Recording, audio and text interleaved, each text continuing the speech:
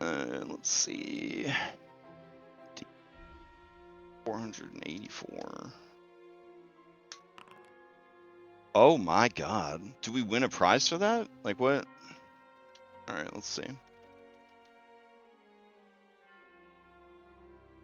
The prize is probably a moral quandary. Yep.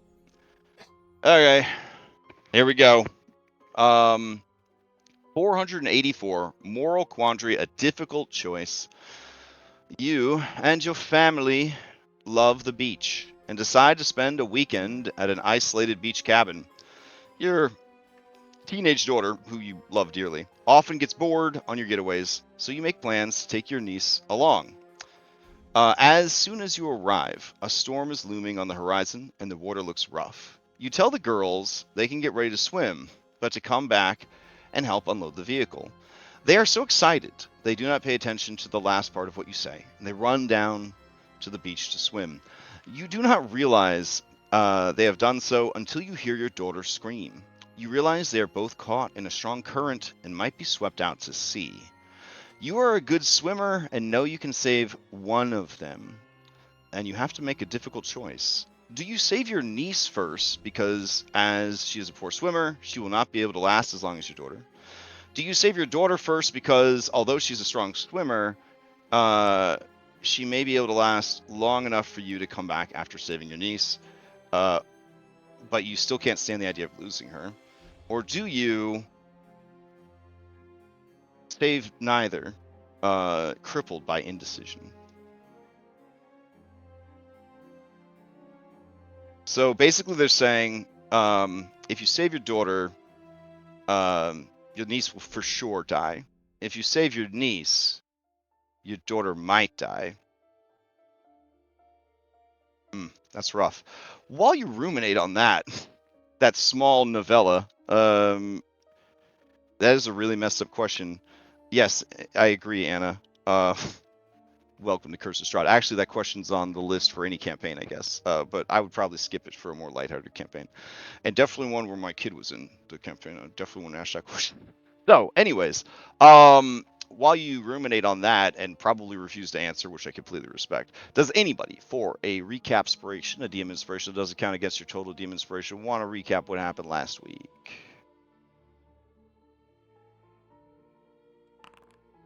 Oh, 13 from Daniel. Going once. Going twice. All right. Daniel, why don't you walk us through what happened last week? Last week on Curse of Strahd Daybreak, we fought a dragon. Okay. Okay. It happened.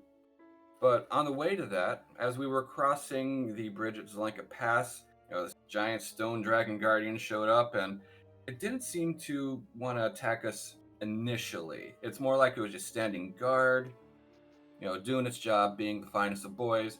I asked our party, asked our not Callister, what's his name?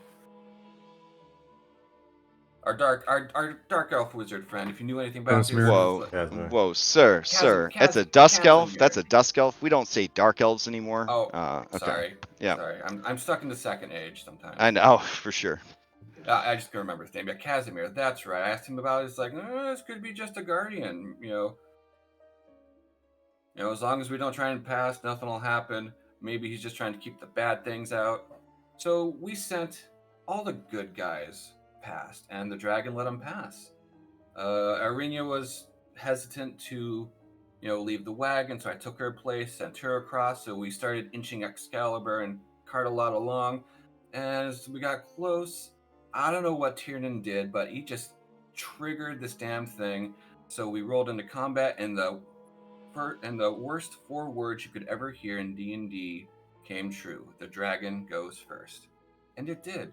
And it unleashed its breath weapon on us. It was this icy, chilling blast, freezing us in place, shattering, Cardelot and poor Excalibur. We tried to get through. I was having trouble. Anna was stuck. I couldn't save her. But Sparky, like my hero, swoops in and is like, I can help you. Got anything else to give? And I was like, oh, sure. So I did, losing all of my flesh in the process. But I was able to draw upon his power and give Anna, a little bit of flight speed. And I told her, it's like, get out of here. I bamped off the bridge. Tiernan was having, or not Tiernan, but Darius was having his own issues. Seemed to dig deep, and we were able to get through. But the dragon just wouldn't leave us alone. He just locked and loaded that breath weapon again, and just had at it. So we're like, we're not getting away from this thing. So we fought it, and after suffering many wounds, we were able to take it down. Darius with the kill blow. There were some consequences though. Savid, nearly lost an eye. So after the battle, I did some delicate surgery. We rested up, and then, after taking stock of the loss of my flesh and all of that, and licking our wounds, we continued our journey, found the waterfall, and entered the path of the aspirant, where the swirling mists asked us horrible questions about ourselves, and we gave more horrible answers. Myself asked, reaching back to my former life, memories of my mother, Darius thoughts Mackenzie, Shane thoughts of his parents, Anna thoughts about her life and her former employer. We're still waiting on what Tiernan has to say. Hopefully it won't be so bad. And that is what happened last week on Curse of Strahd Daybreak. Damn. Yeah. All right. Excellent. Go ahead and add a recap spiration.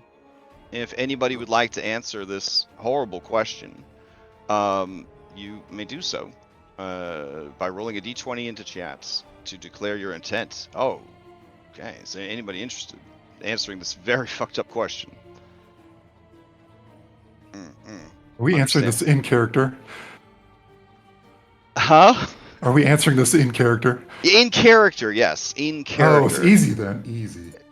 Bro, I don't want to know this answer in the actual players.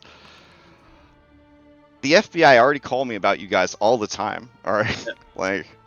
Obviously, Anna's answer would just be, "I'm gonna let them both drown because they didn't follow my instructions." Ooh, damn. All right, we got a 15 from Anna going once, going twice.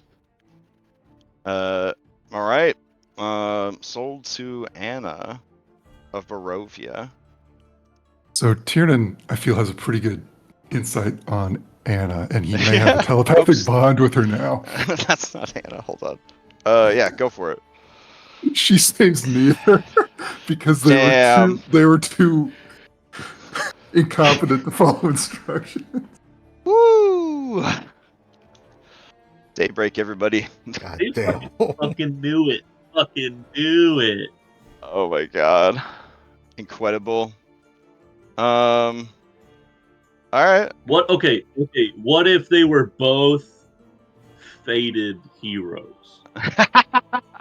like Anna believes or believed we were. But let's say, for example, let's change out niece and daughter with Tiernan and Darius. Oh, Jesus. Okay. Man, I'm getting more than I asked for. This is fantastic. All right.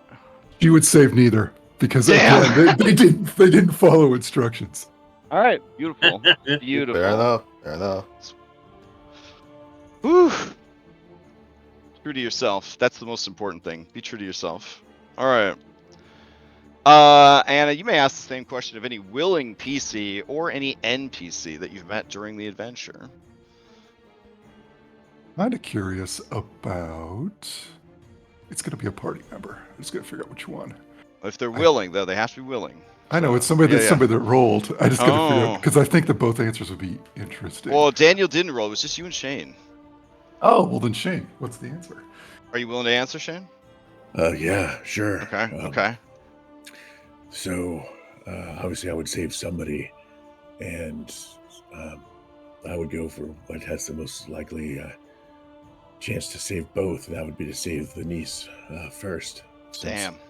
because she's a poor swimmer, she's most likely to die. Whereas apparently my daughter, being a good swimmer, could likely last until I could come back. So I would have more chance to save both that way. And if you went back and your daughter was gone, you could live with your decision? I would have to. All right. All right. Beautiful.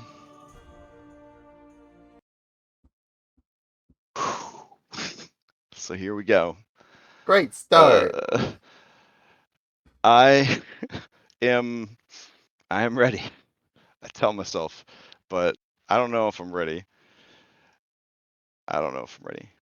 You guys are more ready than I am, I think.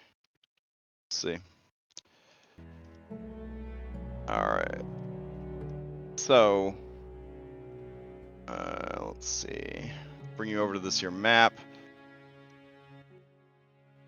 And just it's coming in kind of loud.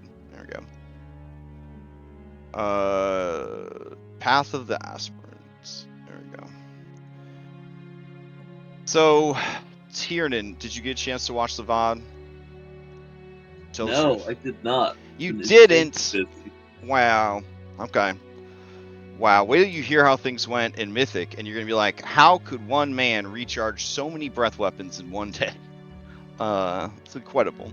They're really not that long of odds. But still. All right. Basically, Obviously, that being Rasvarathor, right? All right. So you guys are at a thing here. You're at this cave. You're passing through this waterfall into a cavern full of mist.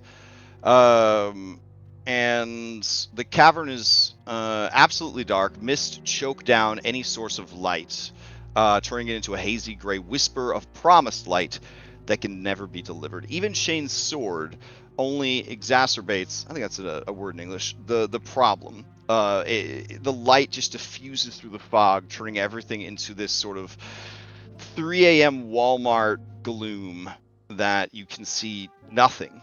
As you stumble through the mist, you find yourself a third-party witness to the most painful event from your past.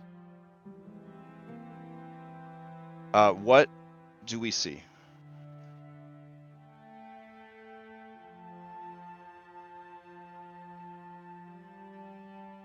I'm assuming this is like emotionally painful, not necessarily physically It painful. just says the most painful event from your past. You are forced to relive it over and over and over again. So what are you third party witnessing, like Christmas Carol style? Except you're also feeling all the things that you are feeling. So you're the first person you're like feeling everything that they're feeling, but you are watching from the third person perspective. I mean, so mostly it's just a repeat of the memory that he was forced to relive when he was in the castle. Oh. Except this time he's not only reliving it like from a first person perspective, he gets to see that the woman dies as she goes out the window, but he sees it, if he's repeatedly reliving it over and over and over again. Which isn't something that he actually had physically seen before. He was just told afterwards, sort of during his recovery. Yeah. You would know that in this place, outside of all things, apart from the solidity of reality, you could forget this.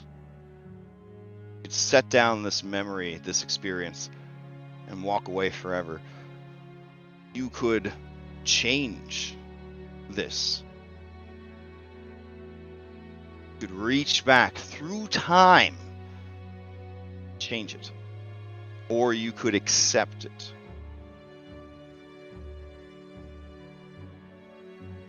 What would you do?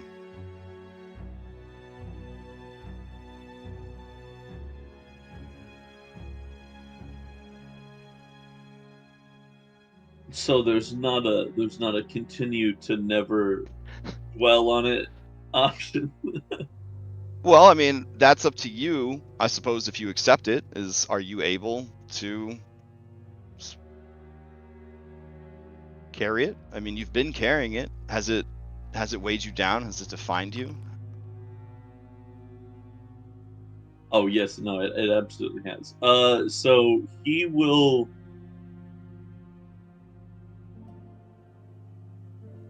He won't change it because one, he doesn't believe that he could, and two, he thinks that would sort of like cheapen everything that came afterwards.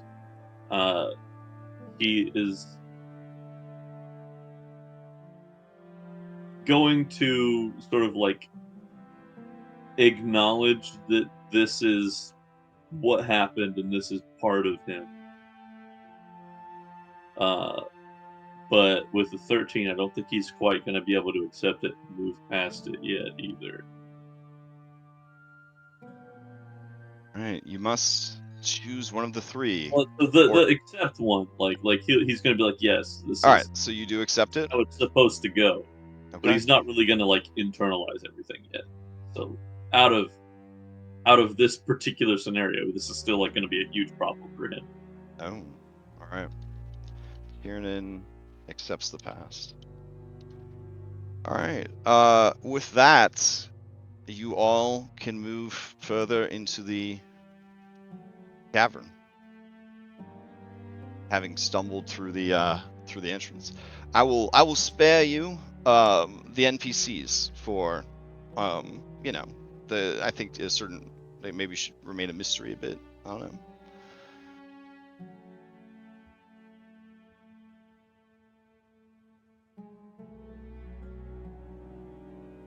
But I guess I should record for myself, at least for my bookkeeping, their results. So,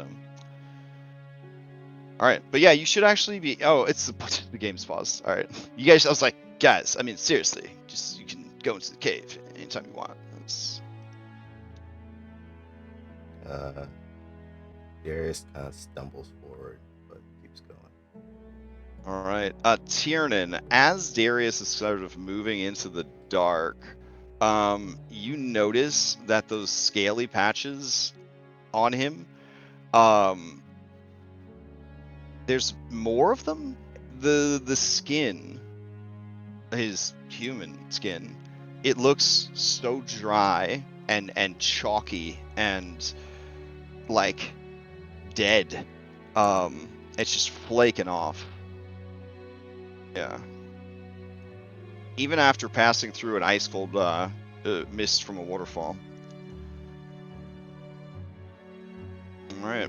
Looks like left or right.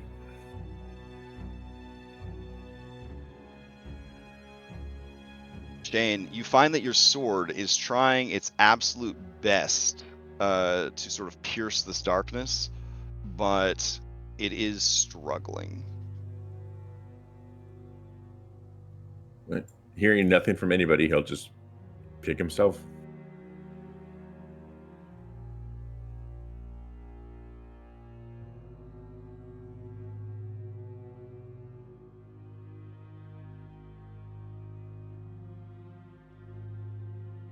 Man, I have the weirdest light pattern. Yeah. All right, as you head in to this dark area,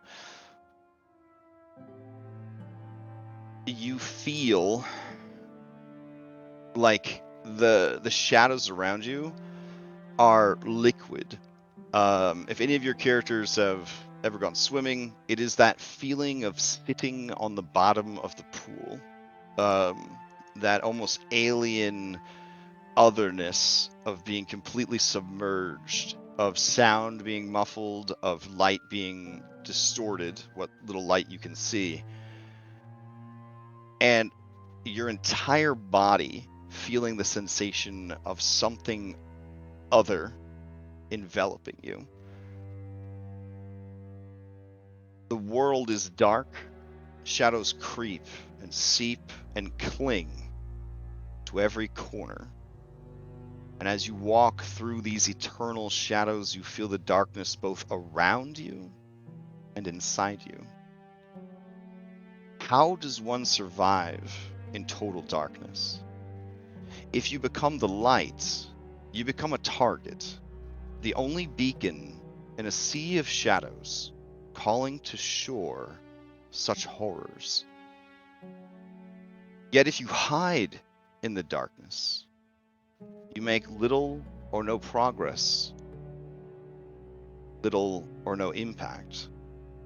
You exist, but to what end? But if you become the darkness, what is left to fear?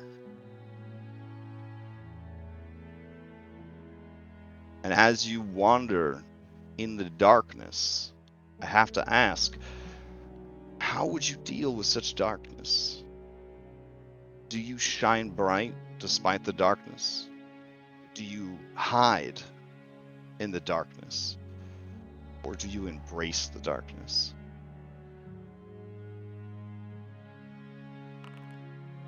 Darius.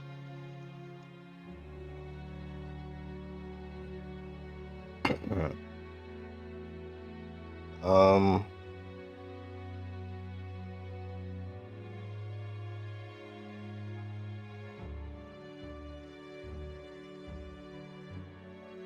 I think Darius would do the thing that he is, I guess, been most comfortable with so far. Since the passing of his brother, and just kind of, you know,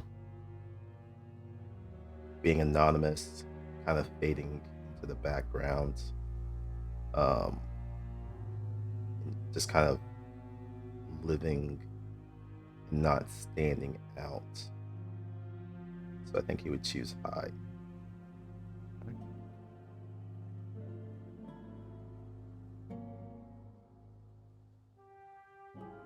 He is, in his mind, always lived in the shadow of his brother, and I think he's probably most comfortable there.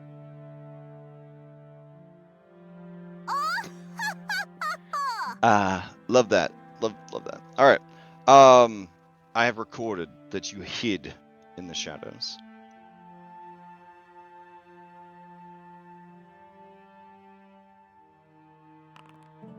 Daniel, how do you deal with the darkness?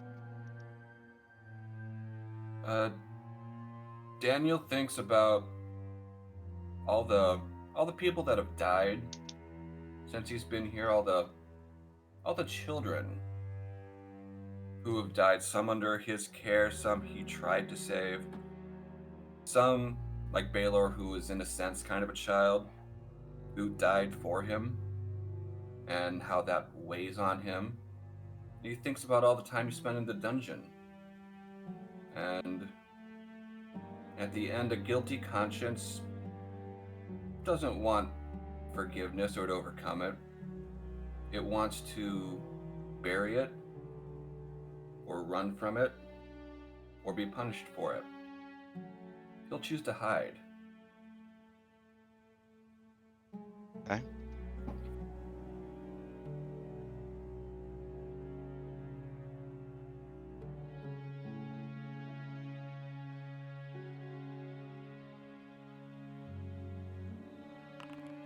Shane, how do you deal with the darkness? Well, same way I've had to do it my whole life, actually, is be the one that stands up to it as best I can. Be the light. Kind of used to it, I guess. I was the only one that would try to stand up for my family against my father, so kind of used to it.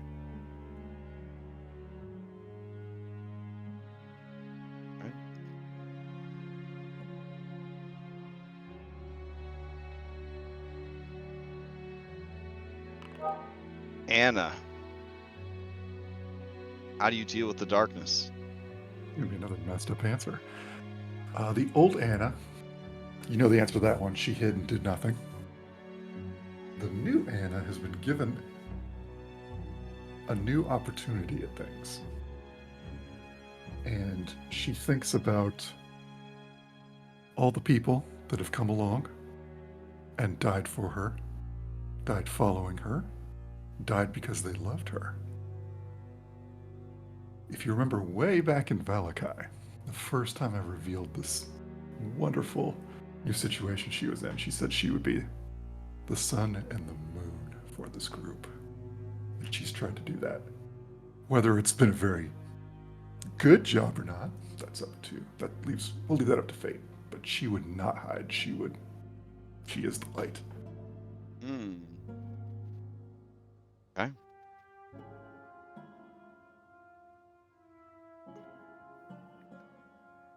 I wonder who gets to go next. All right. Excalibur. No. Tiernan, how do you deal with the darkness? So Tiernan, his whole life has been about sort of bringing about as much positive as he can. He was an EMT, and he chose that because he wanted to help people. Even after his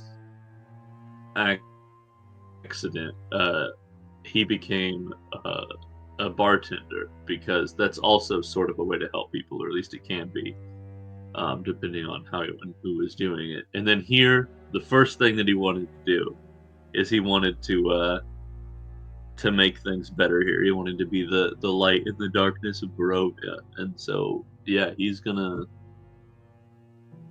confront it. Okay.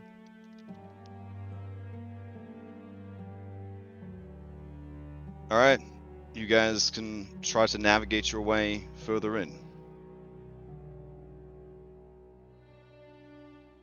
Would dark vision help with this super dark thing, or did it appear that? Well, actually, I don't know if anybody else has dark vision. It is happening as you see it. Just a murky haze that magical light and even dark vision is struggling to mitigate. There's also just a choking mist everywhere as well.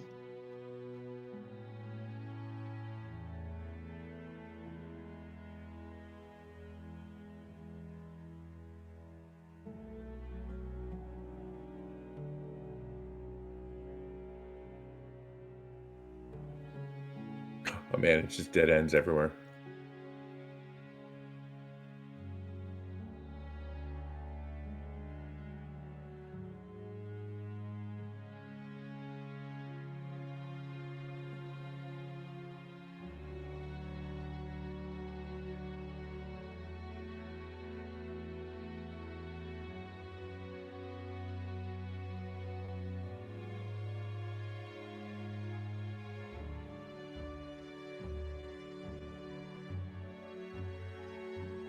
There's got to be a hidden behind the waterfall type entrance somewhere.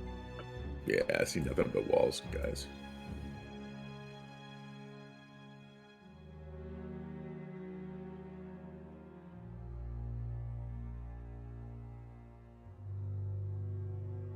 This way. Back south. You're off the screen for us.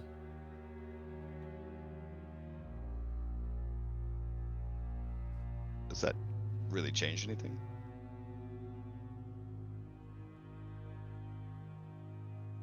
Well, hard to say this way when you don't know where they're at. What? It's hard to see in magical darkness? This is crazy. Never mind. Follow my voice.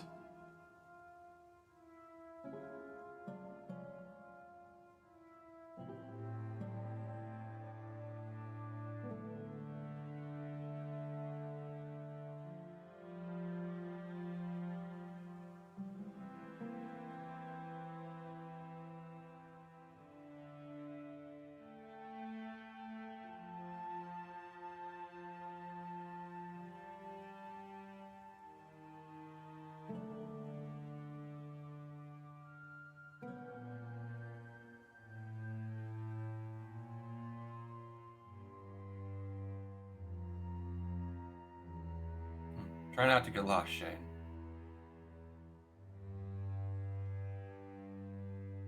This is a dead end.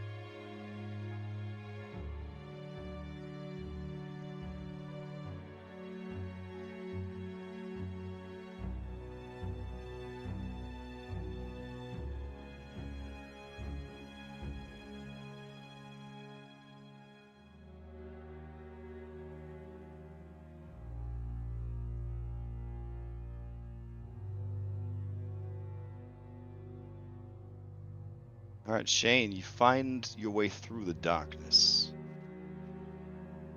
And the air grows dangerously cold. You, I don't believe, have ever been to like the Arctic, but you imagine this is what it feels like. Or perhaps the frozen layer of hell itself.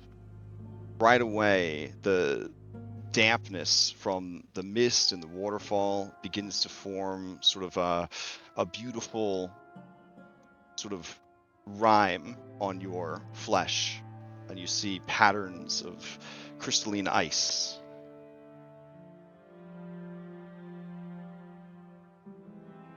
That same sheen of rime clings to the floors, the ceilings, and the wall, and anyone without training in acrobatics, you will find that progress is very slow.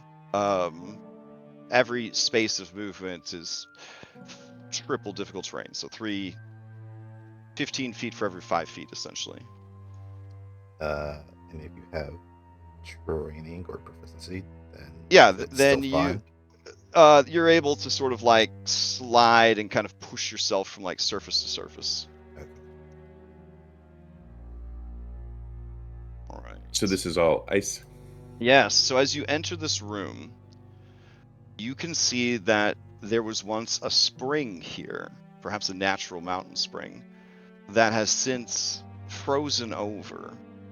However, beneath the surface of the ice, you can see a churning crystalline slush lit by spectral forms that swim through the slurry of stone and ice beneath the surface. There are, it looks like 5 pillars of stone that have been cut and chiseled to make platforms, creating a path across the ice. Maybe it's best to jump like Frogger from stone to stone. What's Frogger? Oh, a reference somebody else doesn't know. Frogger was a game about a frog that tried to dodge How about you first, Shane? You can show me. All right, because of the slipperiness here, you will need training in athletics and acrobatics to comfortably attempt it. If you are lacking either of those proficiencies, it is going to be very difficult. Regardless, it will require a successful acrobatics check and athletics check for each of the jumps. If you have some other means of crossing, you can, of course, take advantage of those gifts.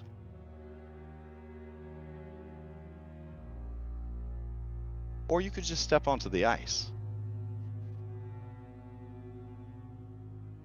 Well, there's no way Shane's passing those, so he's just gonna have to step on the ice. Oh shit. I mean, I can't pass 5 athletics checks. There's no way. Right. Shane Masters, as you step onto the ice, I will need a Constitution saving throw.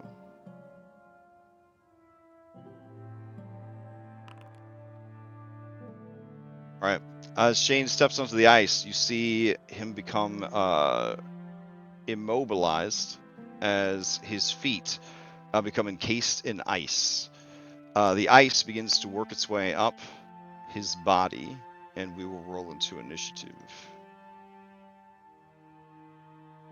Shane, as always, you will have a interrupt point for this combat.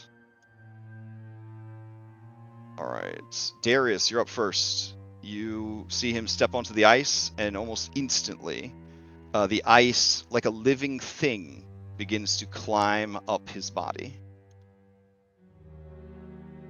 Excuse me. Well, Darius is not a medical professional, so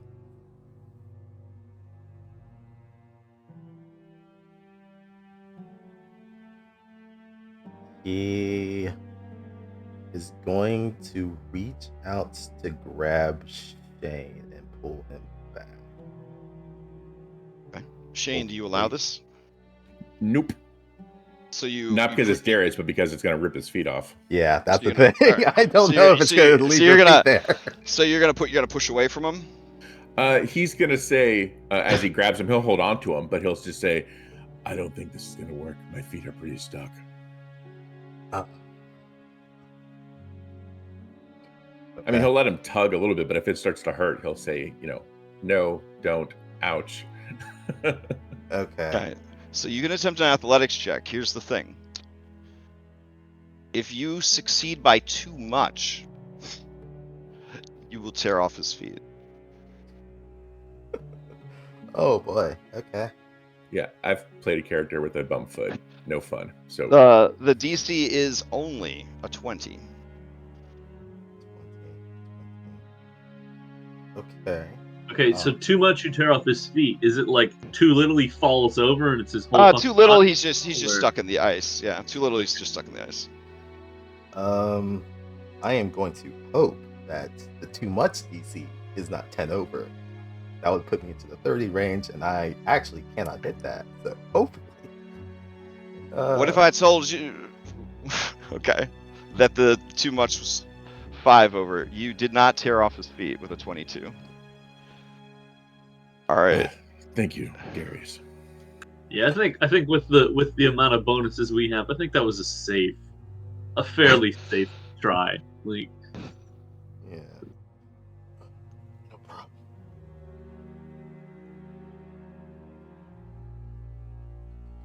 I guess that's gonna be it for my turn. If we're still in initiative. Oh no! Now that nobody is trapped on the ice, we can end the initiative. Oh, okay. Well, that answers that question. Frogger it is.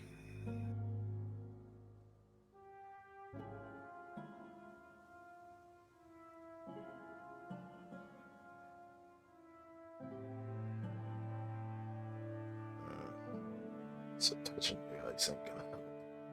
so.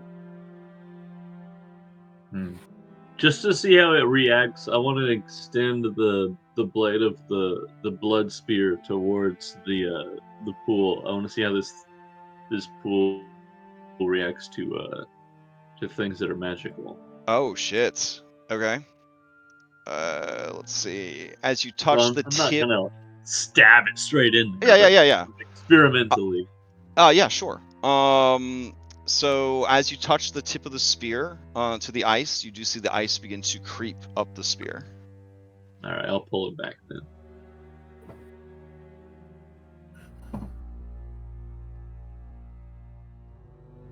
Oh. Like you said, guess we're jumping. Except for two of you that got your stuff. Points at Daniel. So this is a cave, right?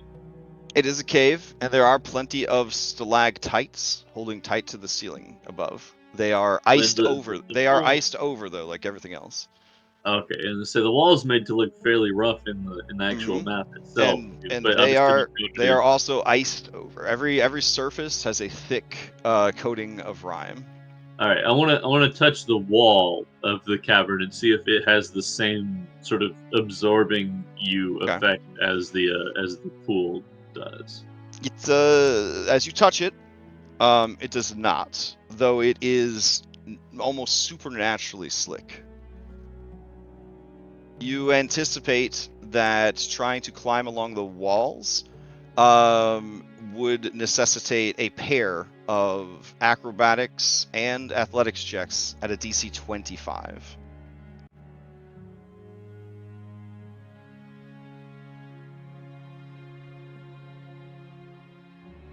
That's if you did it without like a climber's kit or, things like that. Yeah, I had one at one point. I was looking to see if I still did. No, we had might one. Might be on the cart. Yeah. About that. Eyeballing the distance. You guys lose the cart again? It was in the recap. Sir, we had a dragon breathe on us on the very first turn. All right, so 5e jump calculator is here for you, okay? These are roughly 10-foot jumps. So anybody that's 6 feet tall with a 10 strength score could probably make these jumps, no problem.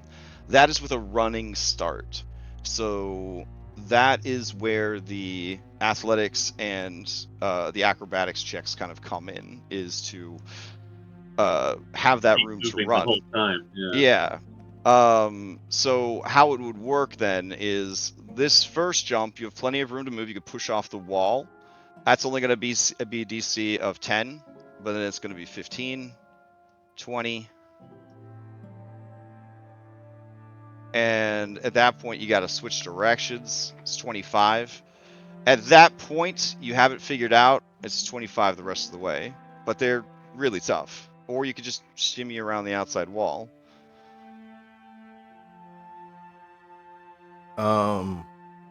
Okay, so or whatever other options that you find for yourselves. All right, so I think something that might work is like Darius jumping and then Darius jumping again, and then Tiernan jumping, and then us sort of trying to fling people. Now, I will say this: there is sort of like being at the edge of a pool. There is a lip. So with marker tool, if you guys are on the lip, there's a dip down to the ice, and then the pillar comes out of the ice. Right? So there is sort of a gap there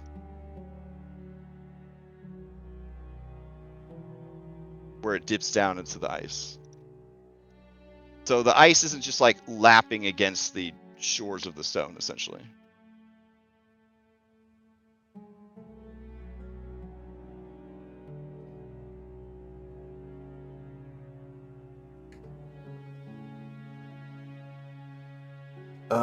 Oh shit. My bad. I checked the notes. It goes up by 2, not by 5. 10, 12, 14, 16, 18, 20. That makes more sense. To get across. It's still insurmountable for many characters, but that would be the sequence.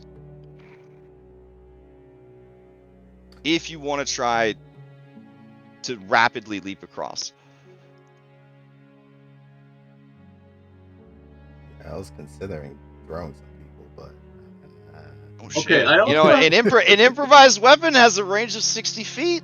Just saying. I've got Thorn Whip also. So if you guys are All willing right. to take, what level are we?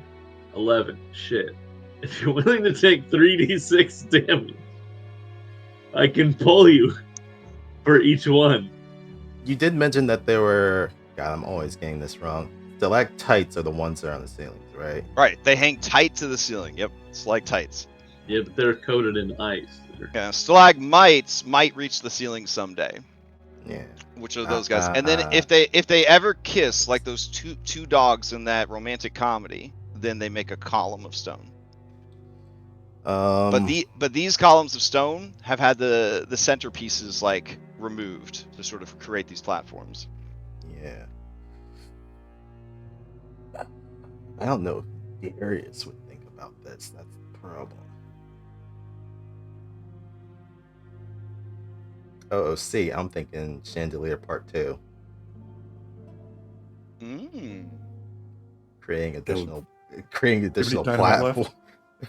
Okay, yeah, that's Creating additional platforms for shorter jumps, but I don't know. Again, that's not. Axe. I'm sorry. Shane would just say that would have to be with the boomerang axe thing because he only has like 20 bullets and then he's done.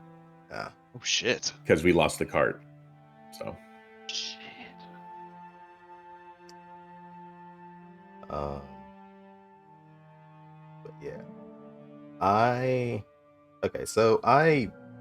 have my thing calculated. Darius has an 18 strength score. If he runs 10 feet, he's able to long jump 18 feet horizontally. So yeah, same for Tiernan. That would pretty much clear. Well, actually, it's a 10 feet. Oh, actually, without a start, I can do 9 feet horizontally.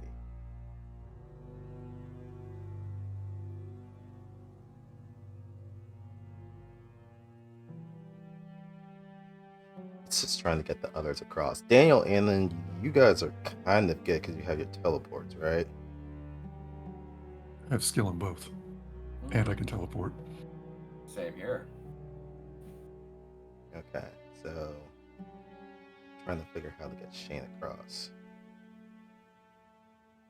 So yeah, he has good acrobatics, but no minus in strength, but he has no athletic proficiency, so it's a straight 0. If Darius or Tiernan gets on the first one, and then the other of us goes to like the third one, right? We can have Shane jump for the first one. We could try to sort of help by grabbing, and then we could help by flinging him to the next one, and then help by grabbing when he jumps to the third, help by flinging him to the fourth, and that gets us most of the way there. And if we have both Anna or Daniel, they can get to the last one, possibly be the last one in that chain.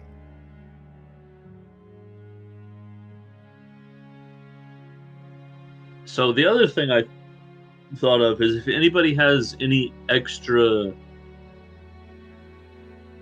like cloth or anything sheet like, right? Like you wrap your shoes in that, you take a step, you immediately take your next step, you leave behind the cloth coating. And like as frozen to the thing. And presumably as long as you're fast enough, it won't be able to freeze like over your entire leg faster than it just freezes over the part that is easily removable. How quickly can you high step? So yes, that's the question. High step into the end zone.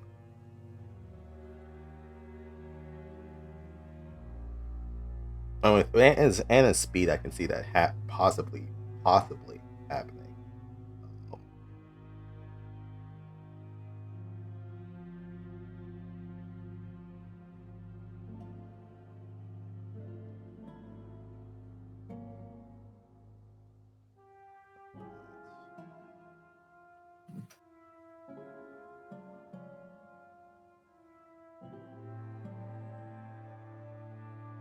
All right.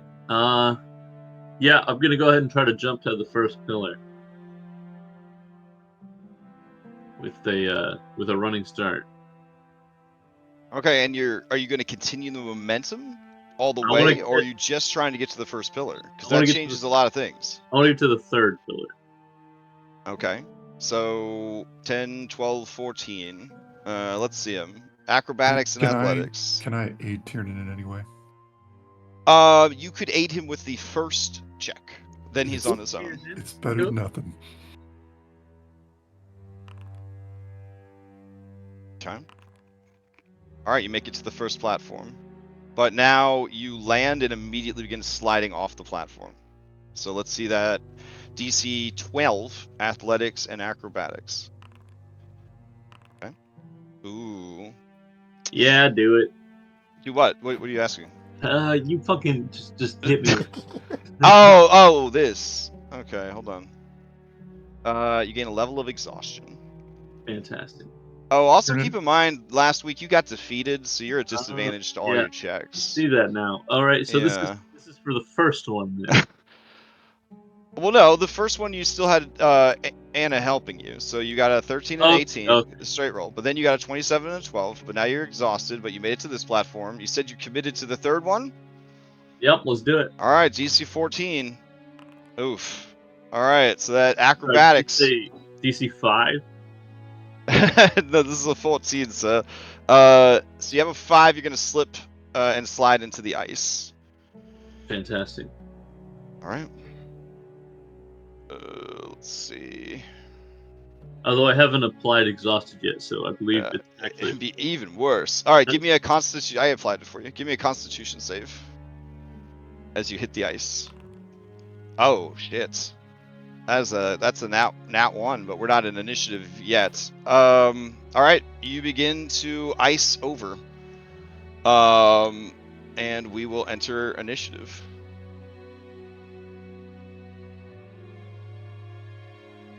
I think you defeated. I think you removed my defeated when you added. They've been like toggling each other off. It was it started to happen last time when we had to update, like things started to break, but yeah. Okay. So let's see who goes first. We don't want Tiernan to go first.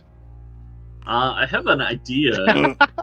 Okay, perfect. All I'm right. gonna use the thunder wave on my armor to break myself free. Ooh. Okay. At the start of your turn, though, with this effect, it's gonna start traveling further up your body. So give me another Constitution save. Okay. So as it is climbing up your body, you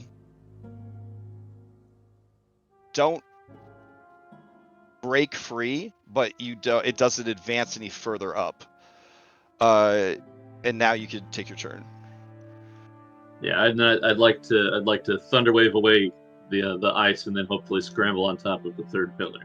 Okay, that's pretty cool. All right, so what we'll do is when you thunder wave away, to sort of reflect the use of that ability, we'll give you another Constitution save to try and, or in this case, a Strength save to try to break free of the ice. All right, so there's a fume of thunder, and you see some of the stone kind of crack and flake off of the pillars, and then you see the slushy ice beneath your feet sort of undulate, like it's some kind of ooze or gelatin. But when everything is said and done, you find that your feet are still bound. You have no movement. You still have a bonus action. Who would you like to pass to? Or do you want to use your bonus action, I guess, before you pass? Let me see.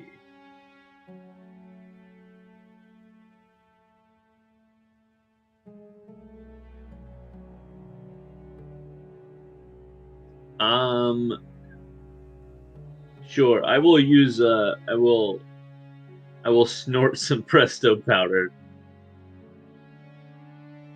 All right. So in future turns, I can dash on a bonus action if that would be useful. Okay. Who would you like to pass to? Do Darius, I guess, or maybe Anna. She's got teleportation. All right, well, Anna, yeah, well, you see Tiernan is stuck in the ice. Irina, did you listen to my meta question earlier? which meta Yeah. question is You were writing checks. You ready to cash them? that?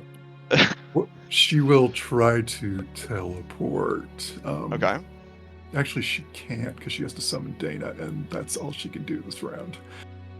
She will try to jump to the first. She'll summon Dana, move her Okay. next to Tiernan, and then she'll try to jump to the first pillar. Okay. Now keep in mind, the DC for the first one is only a 10, and then 12, 14, 16, 18, 20 because you keep the momentum going. So next round, now that we're in initiative, you would need to keep moving to keep that momentum going, or it would be a harder DC to kind of leap from one to the next because you wouldn't have that running start anymore. Okay. All right. All right. All Give right. them DC 10s. Okay. Athletics, No problem. No problem. acrobatics. All right. It's very slippery, but you do manage to land on that first platform. Okay. Who would you like to pass to? Daniel. All right. All right. Daniel will bamf over here. Okay. And can I use the Heart of Winter to perhaps give Tiernan advantage on his next attempt to get free? Like, you know, that The shape water Heart business? of Winter, the shape water business. I like that. Yeah, that works. We actually have something for this. Hold on. Let's see. Blah, blah, blah.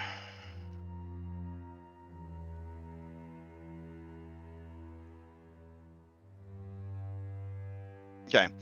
I will say that you can choose. You can give him advantage, or you can give him a bonus equal to your proficiency bonus. Let's give him advantage. Okay. All right.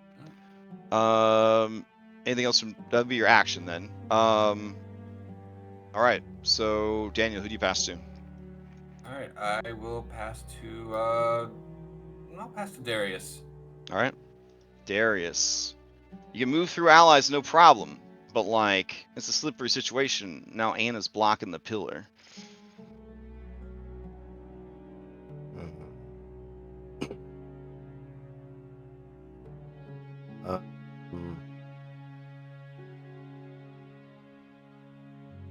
I think for right now,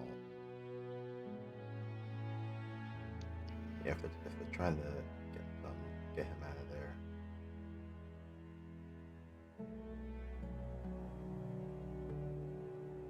I think for right now until traffic unclogs, Darius is gonna stay where he is.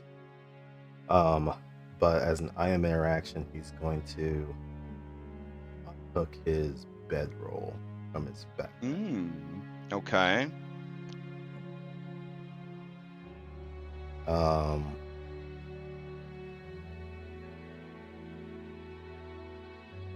And he's gonna look at Shane and be like, "You're gonna owe me one." And pass to Shane. All right. Shane. Okay. do? So this is really up to if you allow any of these shenanigans. Sure. His dancing halberd can hover Uh-huh. and responds to him and can fly, up to Uh-huh. 30 feet.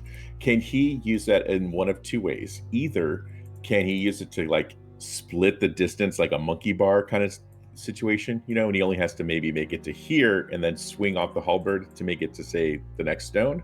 Yeah, that's very clever. The other is, since he can use it to send it forward, could he, use it to give him advantage and help propel him? But I think the other one looks cooler, personally. I mean, I would say one or the other. Based on how you're proposing using it, I would argue that you could spend your bonus action to give yourself advantage to the acrobatics check essentially to make it across, and then you would forego the. Well, let's see the strength calculator here. What's your strength score? It's straight up 10, so no bonus. Okay, no yeah. bonus. So 5 foot. Yeah. So you would only be making the acrobatics check. So you do a bonus action, and it would allow you to skip the athletics portion of the Okay. of the assignment. Then Shane will throw out the halberd, look to Daniel, and say, "Don't bother. I can make it with this."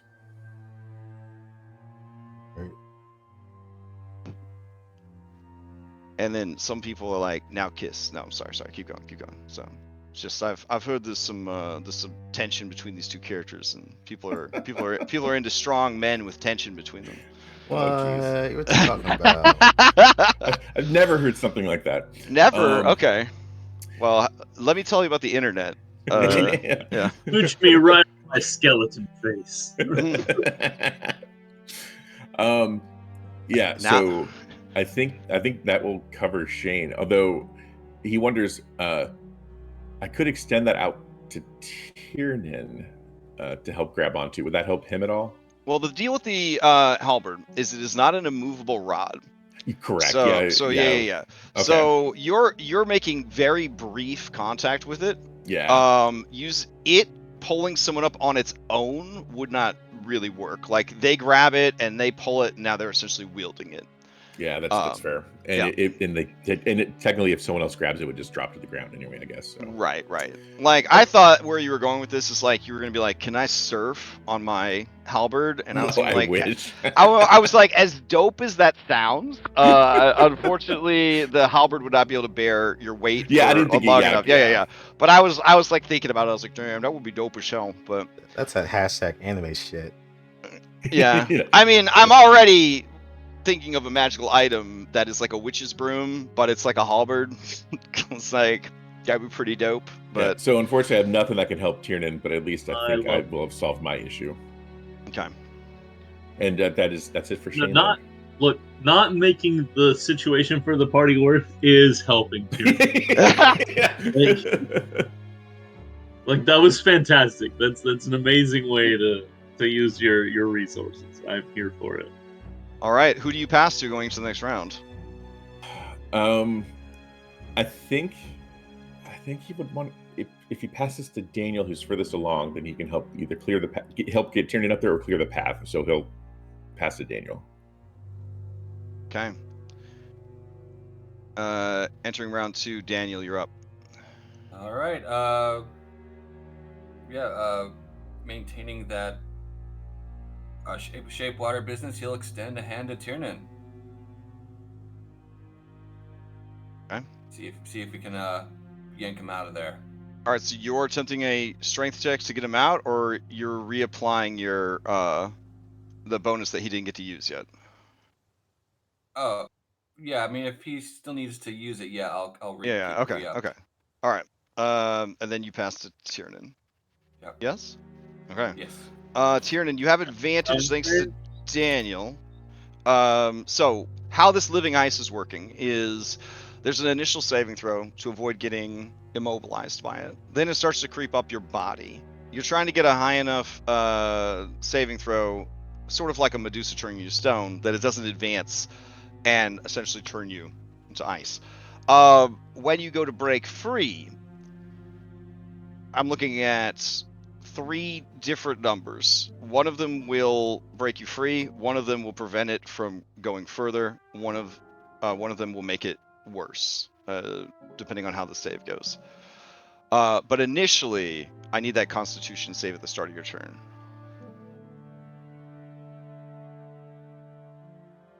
So theoretically, this should be my best one. Am I able? Yeah. You have advantage from Daniel. Well, I was going to say, am I able to choose to not use the advantage on this first one? Oh, yeah, that's like fine with me. Need it sure. As much on this as I would need it on the other, because I've got okay. a 8 on the breaking free part, right? Gotcha. Okay. All right, let's see it. Was breaking free a save? That's what we used last time, or is it athletics? It was a save because of the method you used. You could just use an athletics check to try to tear yourself free. But there's a chance that you leave your feet behind. Fantastic. Yeah. So I won't use it on the con save because numbers-wise, this should be the thing I have the highest. Sure, chance. sure. Even though you have disadvantage and a -1 from exhaustion, it's still your best save. I believe in you. Go ahead and roll that Constitution save. All right. See? Yeah. With an 18, it does not progress any further, but your feet are still frozen. All right. All right. Though if you had had Daniel's help, you would have succeeded, and then you wouldn't be frozen anymore at all. But that was your choice. All right. So now, what do you do? Wait. Breaking out with the con save? I didn't think that was an option. Yeah, I thought... I said you make 3 save. I'm looking for 3 numbers on that save. The first one would get you out. The second range would keep you in it, but it wouldn't go any further, and the third one would go further. Okay. Yeah. All right. So the ice is there. You got Daniel giving you advantage to. I guess you're gonna try to physically pull yourself out. Just don't get a 25, bro. Yeah, I've got disadvantage. I've only got a plus. You have a 7. straight roll because of friendship. Well, right, but I mean, I don't have Yeah. like actual advantage. Yeah, and a plus Okay. 7, you're trying to get a 20, so just get a 13. Just don't get like a really high number. They're just feet, bro. All I have to do is not get like a Hashtag Don't get an 18 and above. I can't get an Yeah. 18. So you want a 13, 14, 15, 16, or 17. That's so many options. And 17 is my favorite number, and 17 is my passive athletics score. So Sure, really, sure. I'm like, it's all pointing towards that's what I should do. Yeah. Just tear yourself free, bro. There you go. Boom. All right. With Daniel's help, the ice cracks off your feet, and now the two of you are squeezing on this pillar together. Amazing. You have a bonus action left. I pat Daniel on his bony back. Okay. And Anna, I'm assuming that Dana is floating above the ice, not touching the ice? Sure. Or did you have her touch the ice to see what would have happened? Not yet. That is Okay. All right. All right, so you have a bonus action and some movement left. I don't know what you really want to do with that movement, though. So is the... You have SIBO liberation right now. You have disadvantage to everything. So the fact that you're squeezing I can on this... do anything. Yeah, since you're squeezing with Daniel, you'd have disadvantage, but that doesn't matter because you already had disadvantage to everything. SIBO liberation. No, this is how he plays the This game. is how You he's don't played the game. understand. For 3 years. Yeah. Man will succeed at a cost of anything. He legitimately will. I commend him. Yeah. Okay. So is are the checks the action, or are the checks part of the movement? The checks are part of the movement, essentially. Because 5e. Now, to escape, that was your action. To escape from the ice. So you have your movement left, which would be, like, what? 5 feet, 10 feet got used to get out of the ice. Well, I can bonus action dash. Right, yeah. So I think maybe I'm just... I'm just gonna maybe try again. I don't. Okay. Clear up the traffic. What's your strength score? 18. 18. All right. So your long jump without a running start is 9 feet. That's going to be enough for you to reach this platform. But I am going to need that acrobatics check from you. I am half proficient in acrobatics for some reason. It's a weird flex, but okay. Get the plus that's 2 probably- from It's probably the athlete champion. thing. Oh yeah, okay, Yeah. yeah. All right. So go ahead and give me that Okay, check. wait, 10, 12, 14. So this is a 16 though. No. That was if you had the momentum going and maintain the momentum. Now you're trying to dig deep and do a standing 9-foot jump to here. It's well within your strength to do so. It's just a matter of when you spring off this icy platform, do you bust ass or do you actually make it? And then do you land it on the other side? Oh, so it's really about timing. That sounds like it's something that I would need to perceive to me. Oh, unfortunately, no. So they're not moving. You can see them. They're right there. It's fine. All right, so let's see that acrobatics check. No, we're not going to do this. I only have a Okay, plus- you're not. Okay. Who would you like to pass to then? We can leave initiative because nobody's in danger anymore. So there you go. Sure. All right. Is Is that actually reflective of Shane and Darius's thing? I thought Shane had scooted already, or was he just planning to? No, he's playing. Anna's blocking the way right now. Yeah, They I have to didn't wait want. till Yeah. it's clear. Not everybody likes to play the game with disadvantage to everything. So. I just feel like you were a little sloppy last session. That's all I'm saying. So, We'll pass the. Yeah, that's why I'm defeated. We'll pass to Daniel. okay. Since we're sort of at the front, blocking the. All right, Daniel, you're up. What's the play? Well, first there, alone on this rock with Tyranny, just looks at him and says, I don't feel we ever get a chance to talk. How are things? You feeling all right? Aw.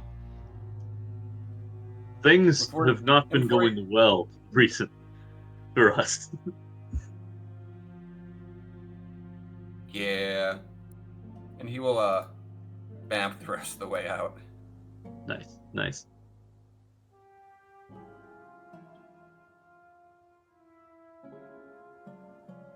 And yeah, he'll pass to well, we're not in combat anymore, but yeah, he passed to Anna. Okay. Anna teleports to this pillar, Uh-huh. and we'll move. Oh, yeah, I got you. Yeah. She's gonna take off Jack's jacket Okay. and drop it right in the space. All right. As you take off the jacket and you drop it into the space, the ice begins to creep and crawl and absorb it. You see it being pulled down into the ice. Okay. I don't think we can light things on it, guys. Yeah. That's an idea.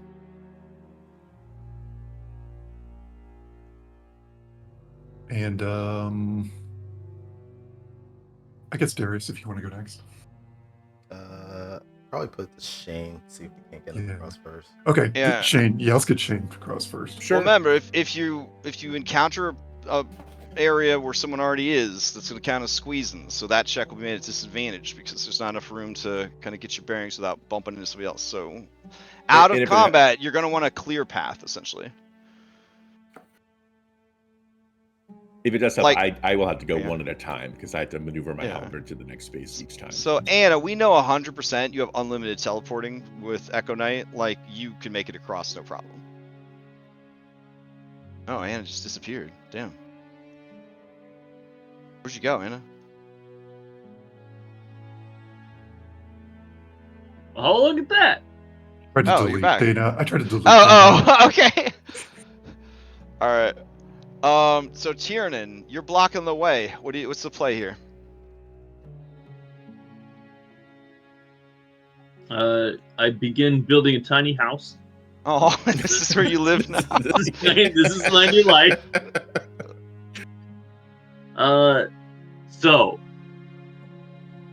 if I were to thorn whip the next pillar, instead of an acrobatics check, could I make a spellcasting check?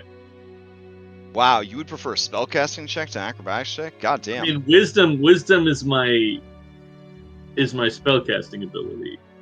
Yeah, I would allow it. That's fine. You can. Spooderman his way across. Yeah, Spooderman. All right. Anna will bolster Tiernan. There's a Skull and Shackle precedent for this, so sure. Exactly. Do I get proficiency bonus for my spell? A spellcasting check is literally just a raw wisdom check. Okay, well, it's still better than my acrobatics. All right, so you're trying to use it to stabilize yourself? Is that the play? Like you're jumping and then you're gonna like whip yourself into the platform? I want to use the whip as like the guideline, right? Okay, I get it. All right. Part is about aiming it. All right. Effectively. All right. In the same way that Shane was able to mitigate the athletics check, you can use it to mitigate the acrobatics check, and then you already have for this distance your strength would cover and athletics training would cover the rest. All right. That works. So then, yeah, I would say it's a pretty doable thing. You're trying to whip a giant piece of stone. So just give me spellcaster checks DC 10 for the remaining 3. All right. No problem. All right. Bam. Okay. Darius and Shane, BFFs. You're up next. Do you want to go first, or? Oh yeah. Okay. And he will fling the halberd Okay. and prepare to. Who is an '80s gymnast? I guess Man. Mary Lou Retton his way across. Okay. And acrobatics. Yeah. Okay. Okay. So, and then this would be obviously his next turn. Halberd would, As long as you're, yeah. All right. Okay, he'll try again. All right. No problem. What's giving you advantage to all acrobatic checks? Oh, I'm sorry. I thought he also had advantage. If he does have advantage, then just straight rolls. Yeah. So This is 18 just, for- what it's doing Okay. is removing your Just the need for athletics. athletics checks. Yep. Okay. All right. So Yep. no advantage. Sorry. No worries. All right. Yeah. Killing it. Finally, Dex is paying off. I've never heard a 5e player think that Dex wasn't paying off, but okay. Keep going. Well, It's only like tied the strongest stat in the With edition. charisma, yeah. Oh, very nice. Very nice. Do you do like Yeah, a flip? might have put a little flourish on that one. Okay, Yeah, a little flourish. Okay, He's very getting nice. cocky now. Sure, that won't bite him in the ass at all. No, that's fine. Ooh. Whew. Okay. It's karma. Yeah, exactly. I'm like, all right. Yeah, that one he probably just barely held on. All right. I just can't roll a natty 1. Okay. And he'll grab the halberd and take it away.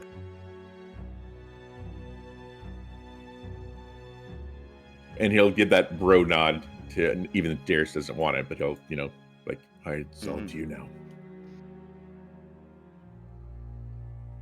All All right, you just gonna do it 10, 12, 14, 16, 18, 20? Okay, no problem.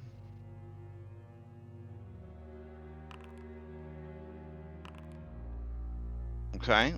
Almost overshot it there. And then? I will.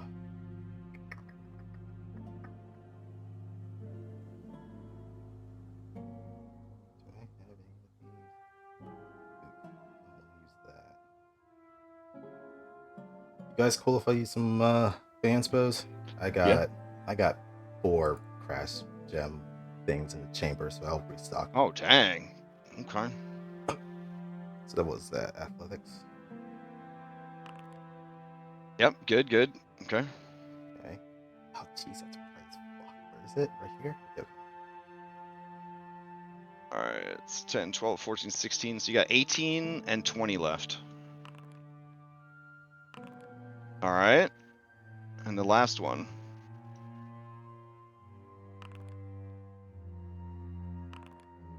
Ooh. Oh, I mean, you're right there at the edge, though. I mean, surely your allies could help you. And if they can't, I mean, who needs feet, I was thinking about that. My tier 2 feature allows me to replace a limb. Oh god. Shane would reach out to grab Darius if he could. Ooh, okay. Oh shit. Then I would say you have advantage on that last one. That still puts you 3 away from 20, though. Okay. I'll refill the fan spells. Oh, okay. So you're gonna use the fan spell to reroll. Does that advantage? That's advantage. Yep. All right. So in what everyone's been waiting to see, Shane Masters helps Darius make that last jump.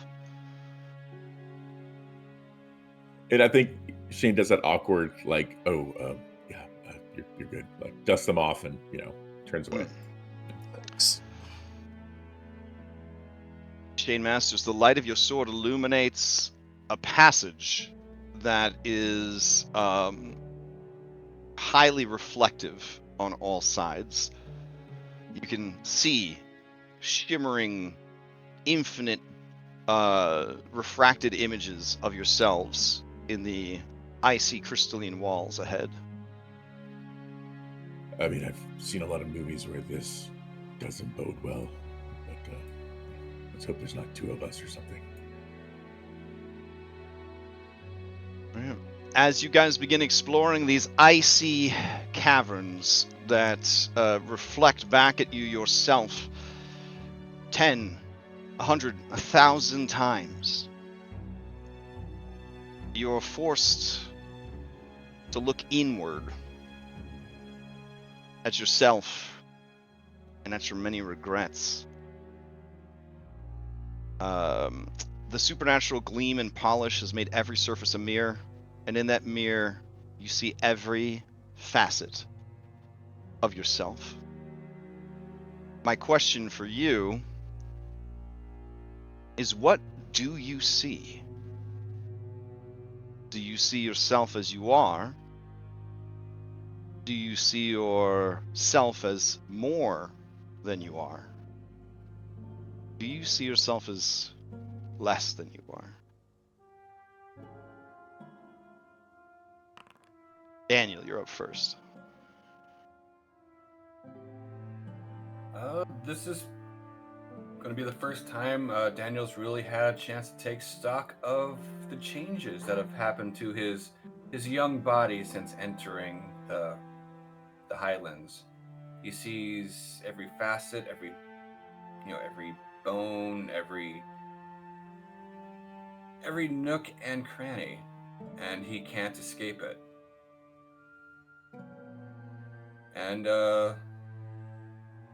he feels less, like he is fading away, losing himself, drifting off into maybe oblivion. And maybe it's what he deserves. Feel that is his actual self, or less than himself, or his ideal self? Less than himself. Less than himself. Like he is. Wow. Like he is fading. Yep. Okay.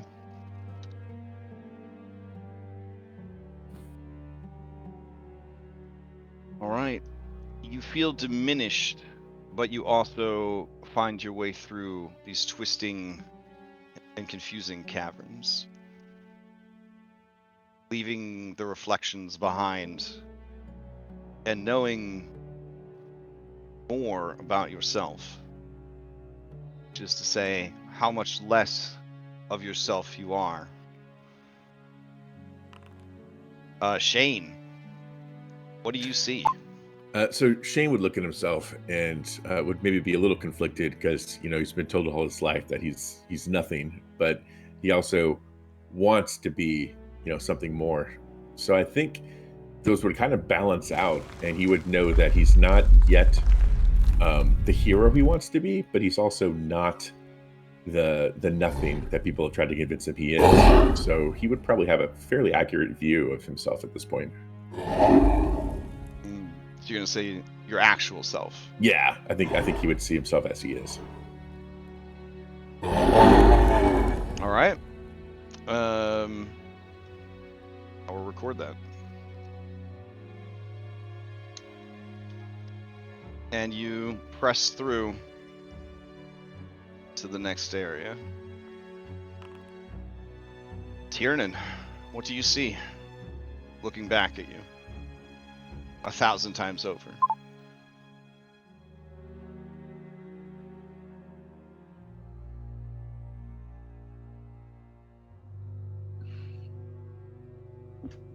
Well, let's see. I've got an insanely high perception. I've got a pretty good hefty insight too. I feel like Tiernan's been fairly in tune with himself, and stands behind most of the decisions he's made. Yeah, he looks at it and he sees his reflection.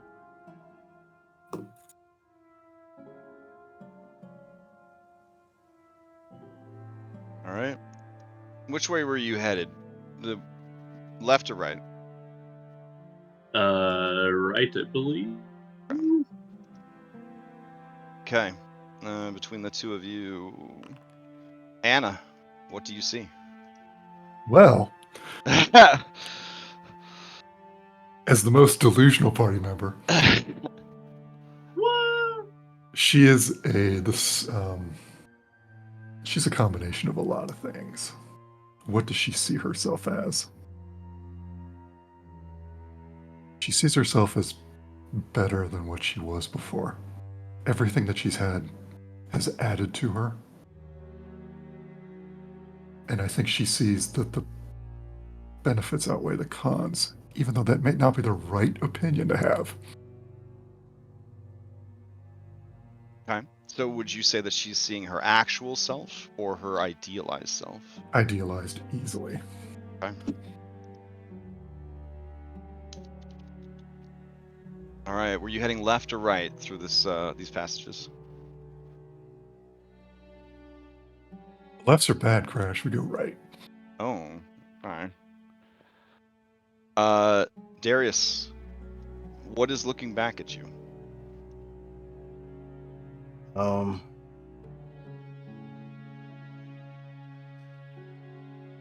He sees himself, but then that image quickly gets distorted. Like the nightmares that he's been having for the past couple of weeks now. He sees this creature that is getting larger, getting stronger, but that doesn't mean that it's better. Inside, I think he feels like he has lost himself.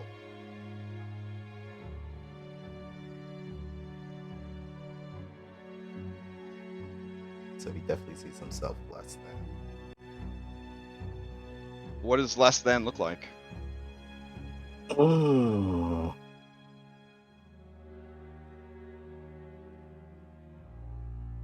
Less than looks like a horned monstrosity that is covered in blood. Whose blood? Who knows?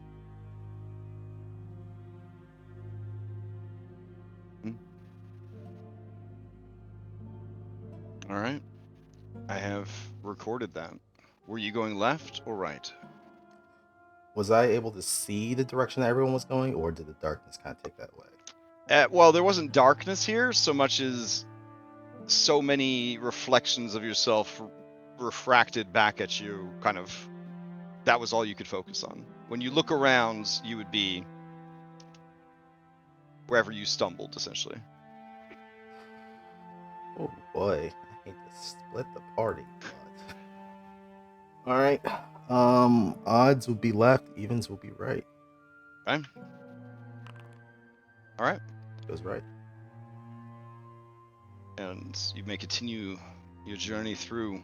You see a passage leading further in.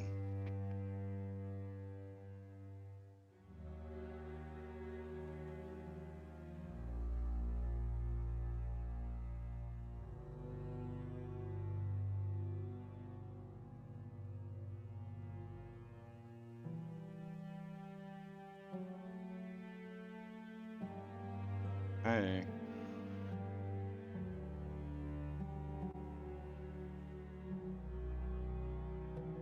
Through the mist in the cavern, it starts to part, and you see an ornate altar of sorts.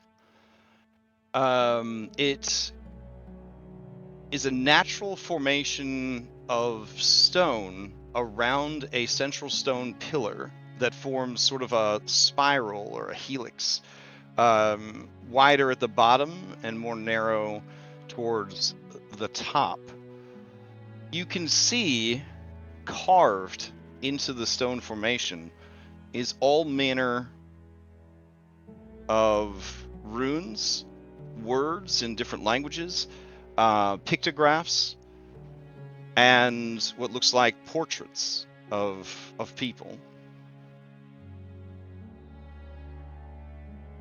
The air about you shifts, and as you look around, you see the ghosts of so many ancient Kavani just hovering at the edges of the room. They all point towards the pillar in the center, and you feel the word more than you hear it as they whisper sacrifice. You know in your heart that you must divest yourself of some burden that you carry to progress any further. A sacrifice, a tribute, a treasure, an ideal, something that weighs you down, shackles you to the past and present, and makes the future unclear and unreachable. What will you sacrifice? And meta, this can literally be anything. Metaphysical, physical, like metagamey, like what would your character sacrifice? Shane Masters. Oh, I was hoping I wasn't first. Shane would step forward and he would look down at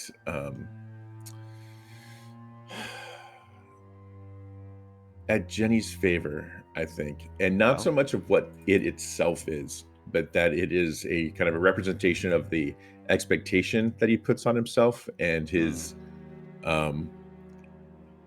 like that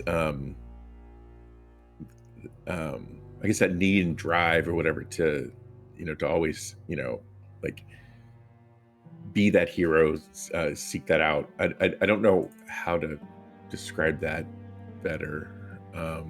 Like the confidence she instilled in you, the faith she had in you.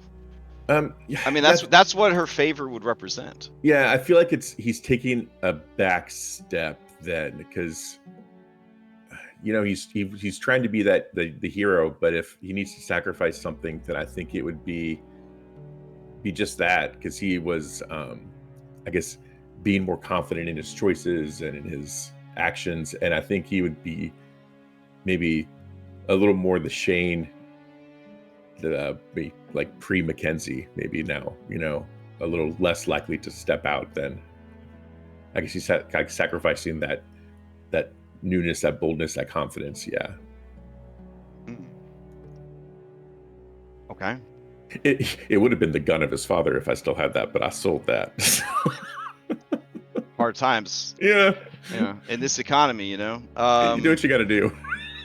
All right, so you look at the stone, at the many carvings there, and then you, as your eyes are kind of dancing across the surface, you see a sort of crude depiction of a spindly armed creature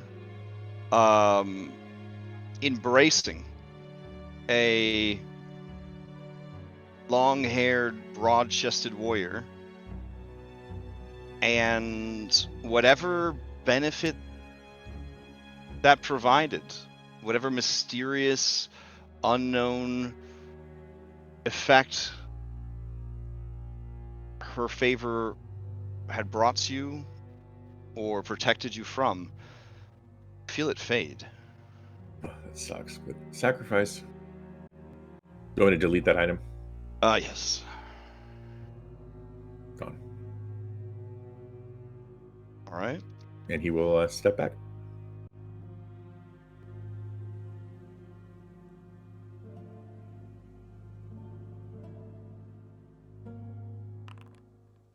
Darius.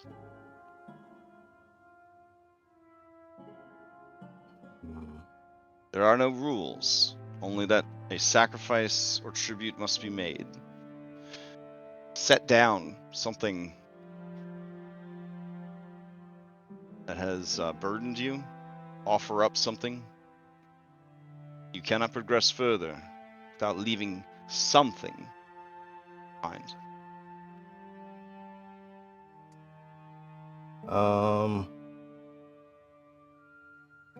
Darius will kind of walk up to this structure.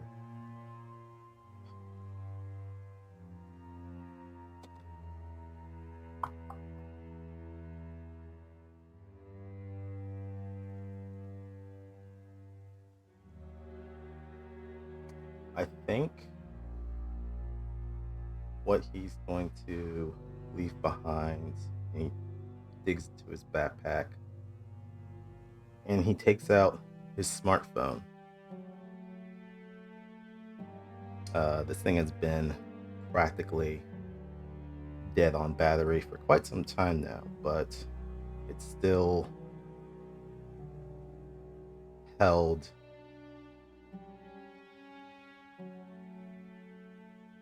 contacts, pictures,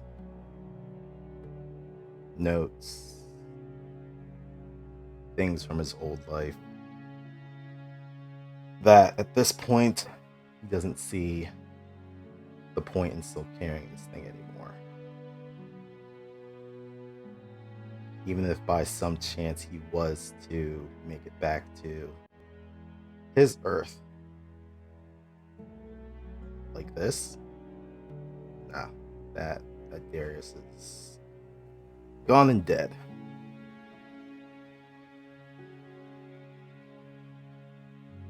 So he'll just place it on the stone.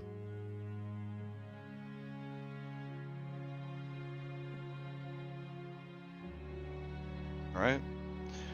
As you place it on the stone, it vanishes.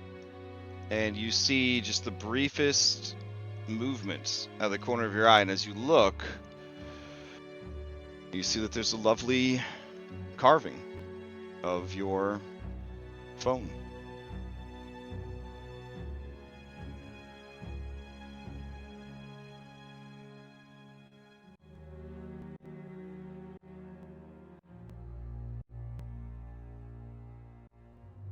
Right?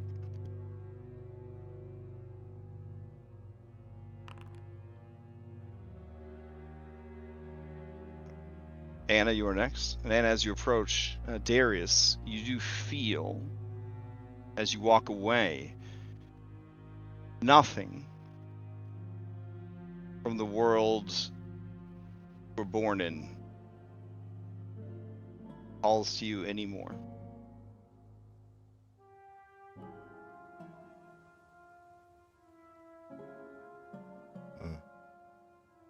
Anna.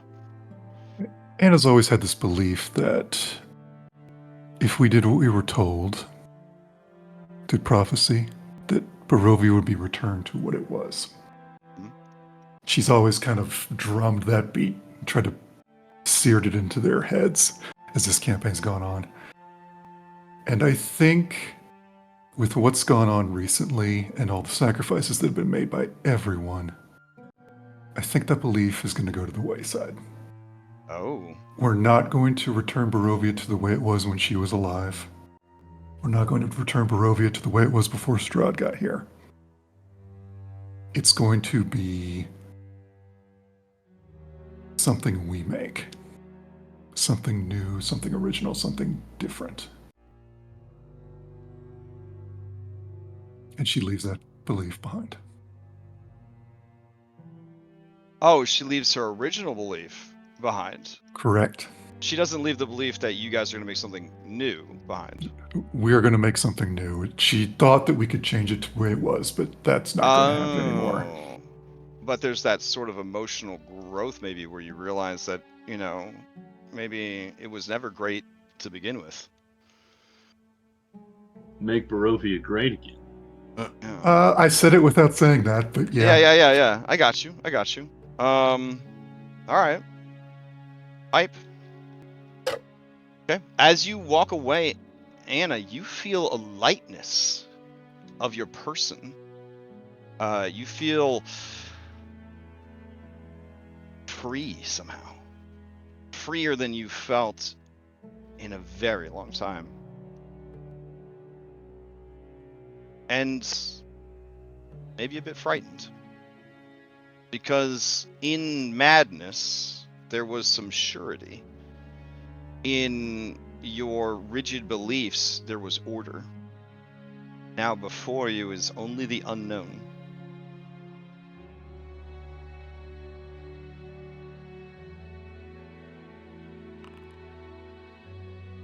All right, Daniel.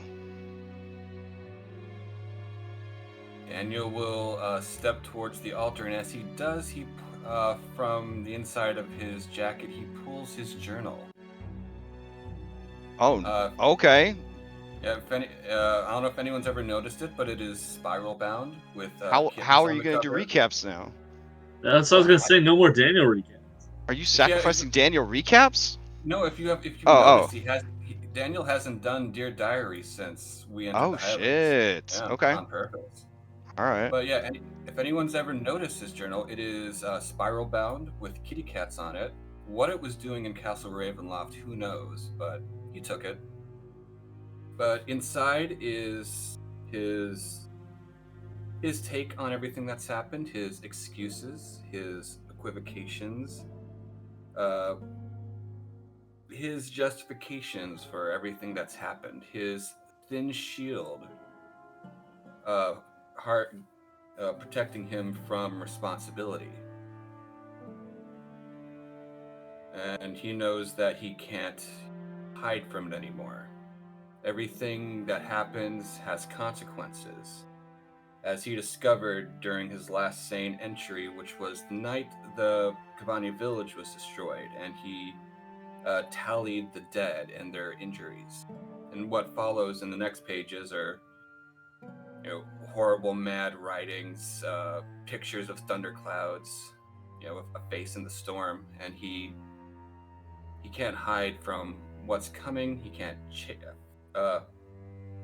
excuse it away. He's gonna have to face it. So he puts that journal on the altar and walks away. As Daniel walks away, Tiernan, with your eagle eyes, you can see carving itself into the stone is a depiction of the kitty cat spiral-bound journal. Right next to a simplistic drawing of a woman or girl breaking free of chains that have bound her to the earth. And you must approach.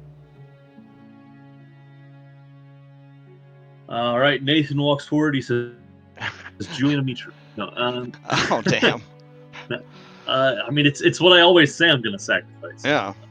No, so Tiernan comes up, and his is sort of a social sacrifice, I guess, but it is going to be represented by something physical. So he looks down at the armor that he repeatedly rubs ashes onto in order to sort of dim its luster and cover up that it's the red of Castle Ravenloft and has the symbol of the devil on it. And to him, this has sort of come to represent him willing to sort of ignore his new beliefs and the way that he feels about them due to the Fanes, in order to keep everything running smoothly, and to not draw the negative attention and ire of the people that represents.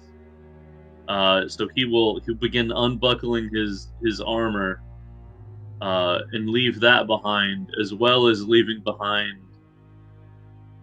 his willingness to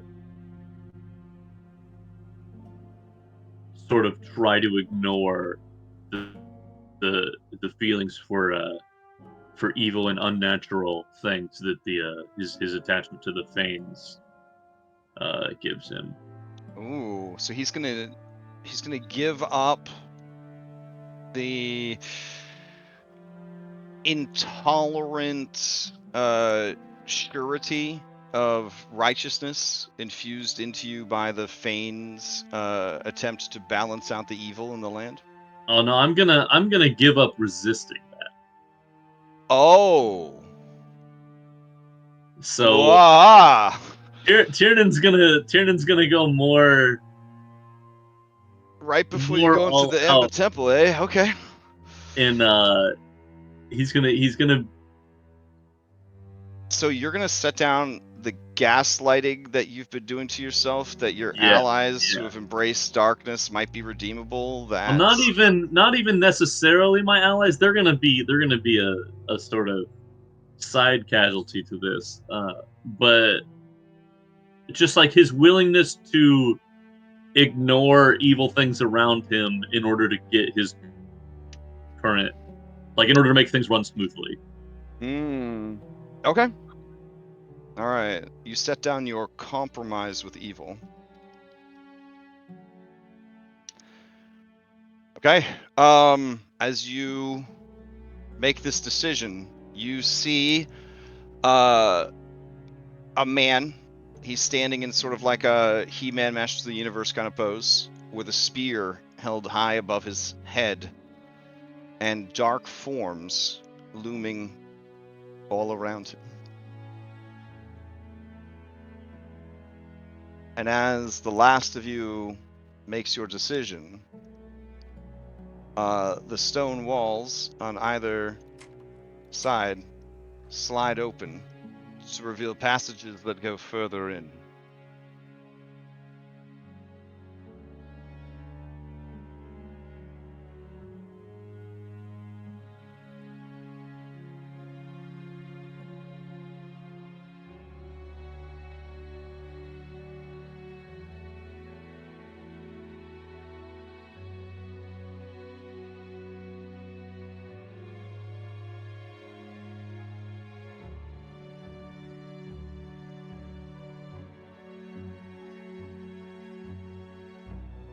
Definitely something this way.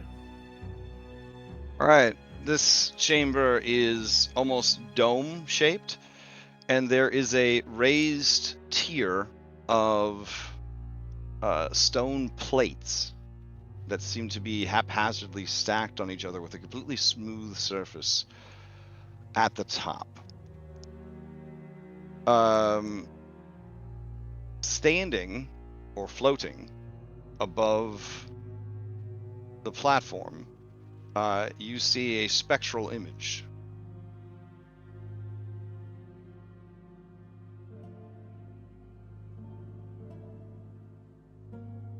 It looks at all of you.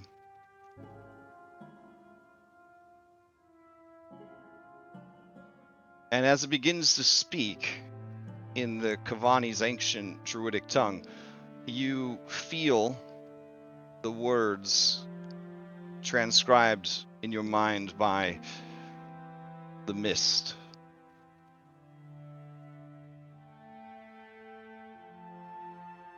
There are 2 passages.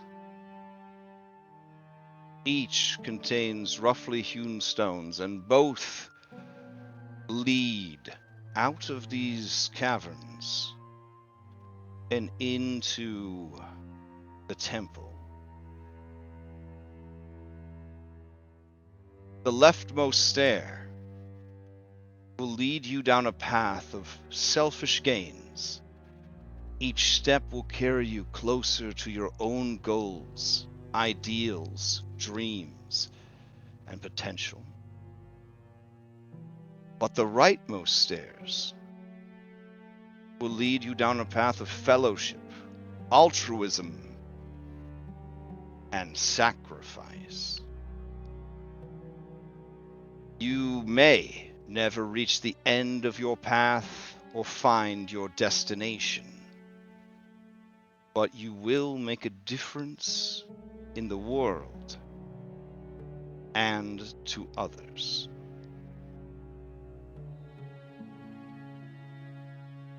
Choose your final path.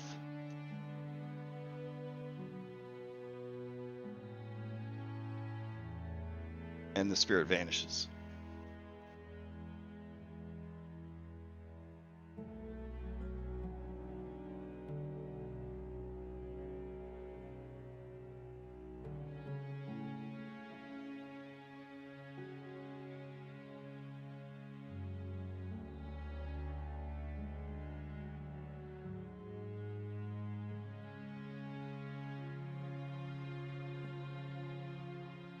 What's everyone think?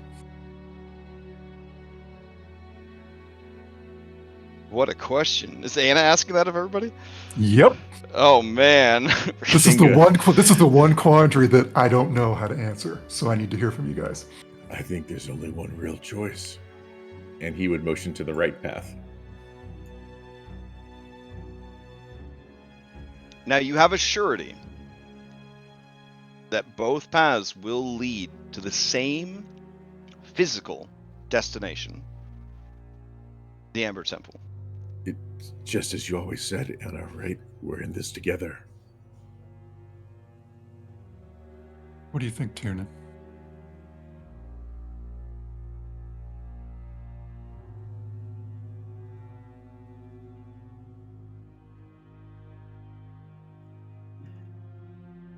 If you're speaking, you're on mute. He's thinking. I came here, or at least I've made it my purpose to help people. So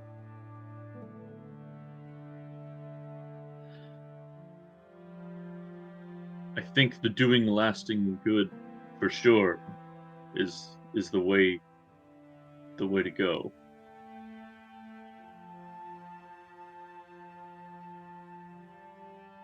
Darius, what do you think?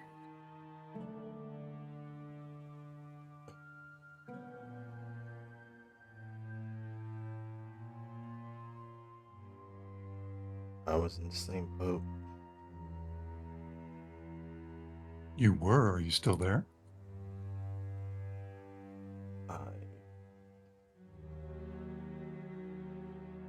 I don't know. It's foggy. I definitely still know that we can make a change. That's for sure. How well? You still believe? How well that's gonna stick? Do you still believe in what we're doing?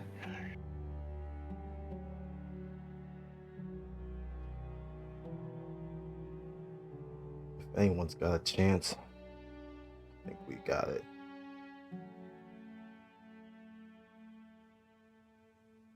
Jane, what do you want from the temple? Well, I guess two things. We want to find this Xanther for thought, right? Reunite him. But the biggest thing is we want to find the knowledge there to get rid of Strahd. Is that what we're looking for?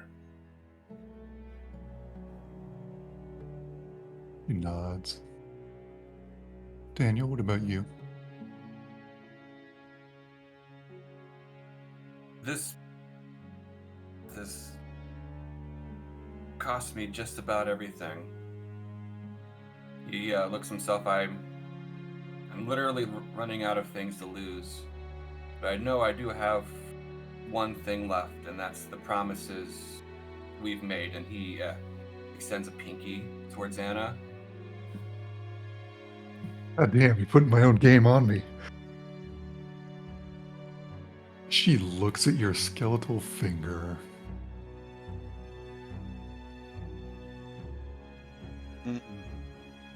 Whatever we're gonna do here, it only works if we're together.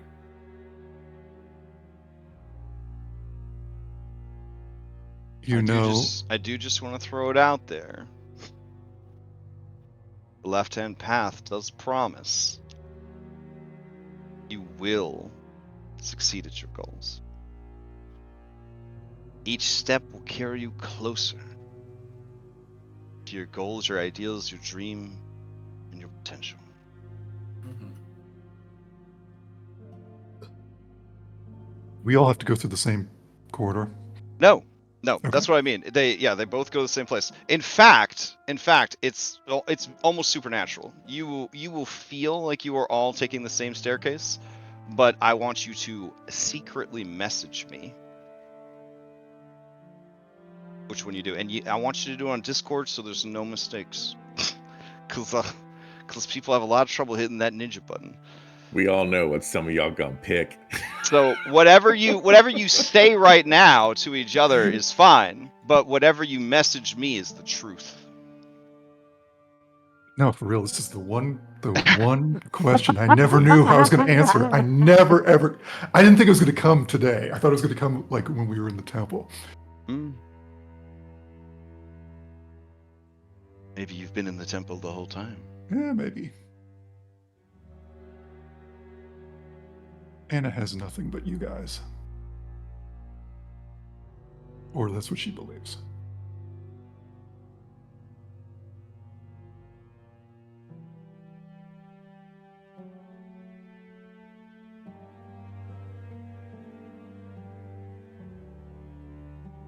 Here, Nick, Okay.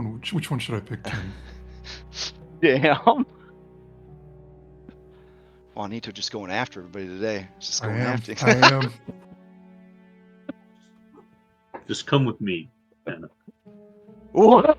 That's even. Oh my god. Jeez, That's a great answer. You That's guys such are a the great next answer. level today. Oh my god. All right. You know what? That is such a great answer. I think she'll actually follow Tiernan. All right, so you will have Whatever Tiernan picks. Whatever Tiernan picks is also what Anna picks. Holy Yes. shit.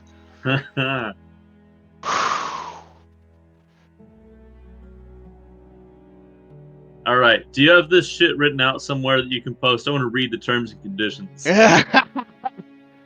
It is a surety in your heart. That's all you have. Is that the left-hand path is a selfish path, but it will, every step you take from that point on will take you closer to your goals, your ideals, your dreams, and potential. And you know that the right-hand path, it's unlikely that you will ever reach your destination or the end of your path, but you will make a difference in the world and to others.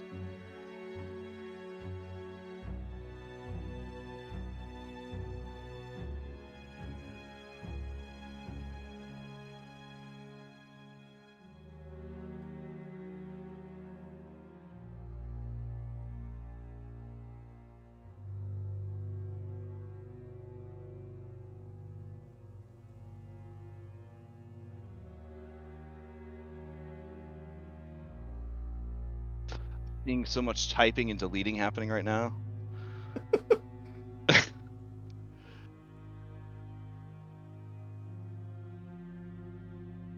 I'm liberated. It's so amazing.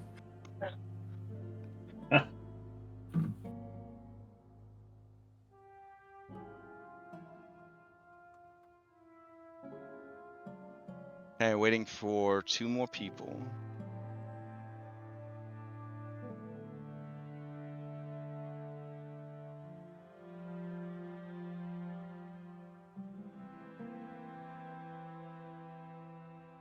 All right.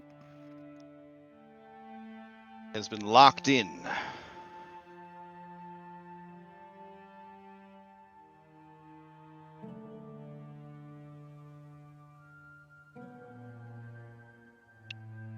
All right.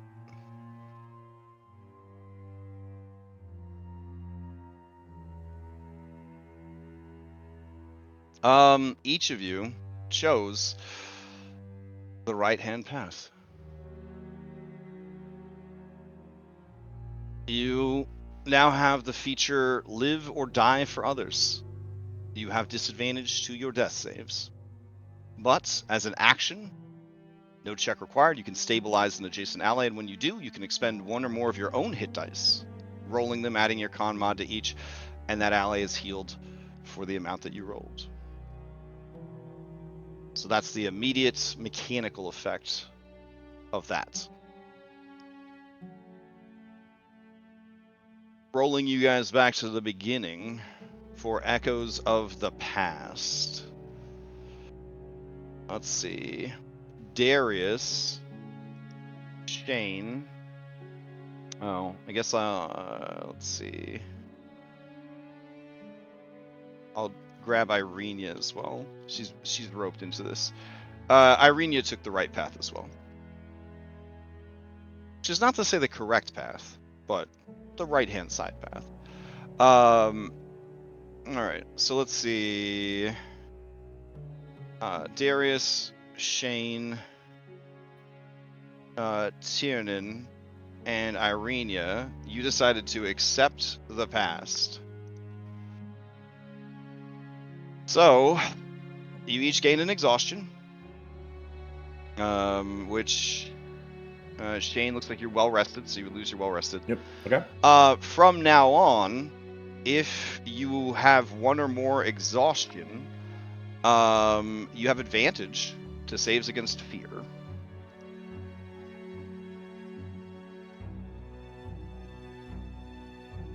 Alright, so I guess Tiernan, you bump up to 2. And then Irenia is up to 1. Alright. And Darius, you'd be up to 1 exhaustion? Yeah. I got you. Here you go. Okay. Alright. Let's see. Daniel and Anna, you decided to change the past. Alright. Anna, you playing a big joke on them because from now on, you and Daniel both have advantage to dexterity saves, but disadvantage to wisdom saves. Which you I think already had disadvantage to wisdom saves. So this is a net win for you. I already had that, so there's no change. Oh, you had this buff from something else? Oh, damn. Yeah. All right. Hey, listen. No change is often better than change. It's all good.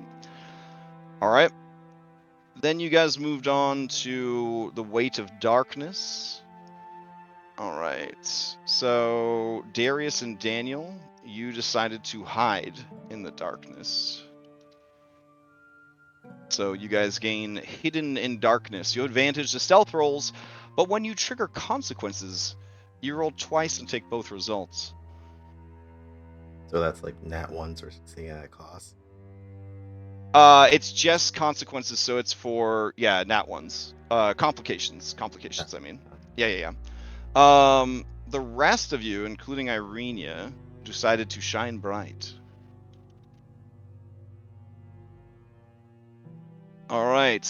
From now on, evil enemies have advantage on attack rolls against you, but you have advantage to saves against the spells and abilities used by evil entities. And Shane, this includes breath weapons. So it's only the attacks that will have advantage against you guys. Which is still pretty horrible with the critical hits we use. But such is the shining bright in the darkness. When you looked into the mirror of regret, let's see, Shane, Tiernan, and Irenia saw their actual self. And each of you can increase your charisma by 1 permanently, because you are sure of yourself and your place in the world. Nice. I'm at 7 now, boys. Went up to 8. Daniel and Darius, you saw less than yourself. Your max HP is reduced by 2 per hit die, but from now on, you receive the maximum amount of any healing effect.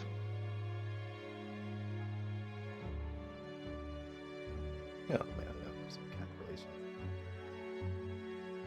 I mean, how many hit dice do you have? I mean, you could do it. I believe in you. You can do math.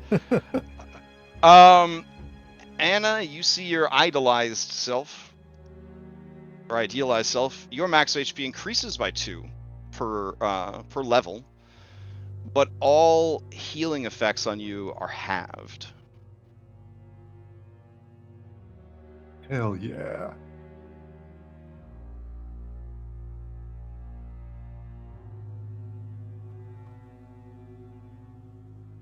Right. And the effects of your sacrifice will remain unknown for now, though you are encouraged to roleplay them accordingly. And with that, you head up the stairs, leaving behind these caverns and entering the secret entrance of the Amber Temple. As you do, Tiernan, up ahead, you hear the quiet sobs of young adults, as well as whispered conversations in the Kavani language. Let me grab everybody.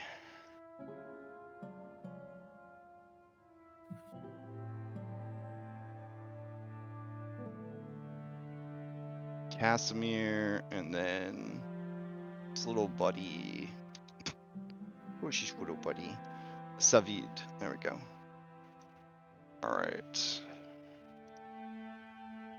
let me change out the music.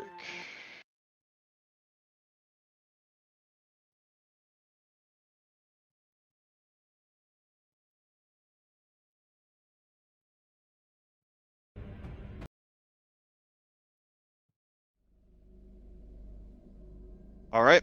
I'll take you over to this map.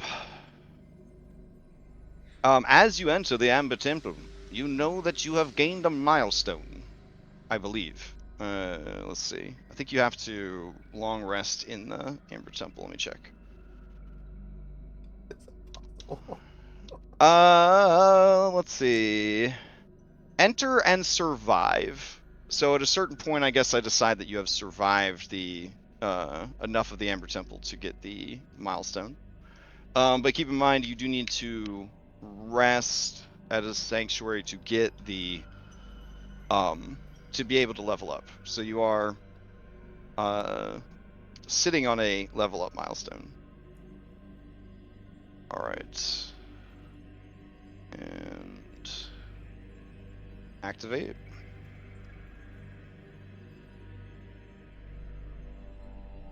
Okay.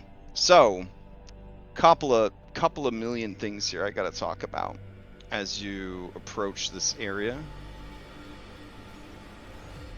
Let's see. All right. The Amber Temple is still very cold, so you will need resistance to cold damage, resistance to cold environments, or cold weather clothing, or you will deal with the standard Dungeon Master Guide Extreme Cold. Let's see.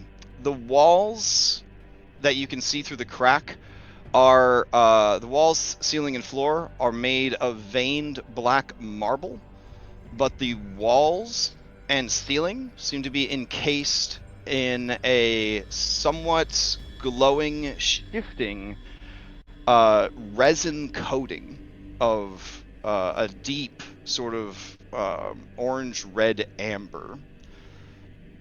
You can see, possibly from your vantage point, that there are some Kavani, young adults, and they seem to be having a time. Let's just put it that way. Daniel and Tiernan, they are obviously cracked. Like, they are overcome with fear, exhaustion, and just, yeah, they're a mess. The words they are speaking to each other sound like so much garbled madness, even to those proficient in their ancient tongue. I'm not sure if you'll physically be able to move through this passage or not, but you can give it a shot. I don't know how you would like to approach them either.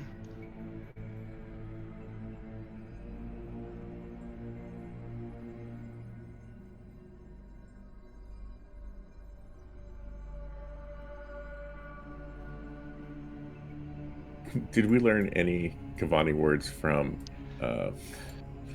our barbarian friend? From Kureos? Yeah. I mean, maybe like, greetings Like a or, greeting? yeah. Then I guess he would, since Tiernan's in the front, he would whisper that to Tiernan to, Hey, say what Gray has always said.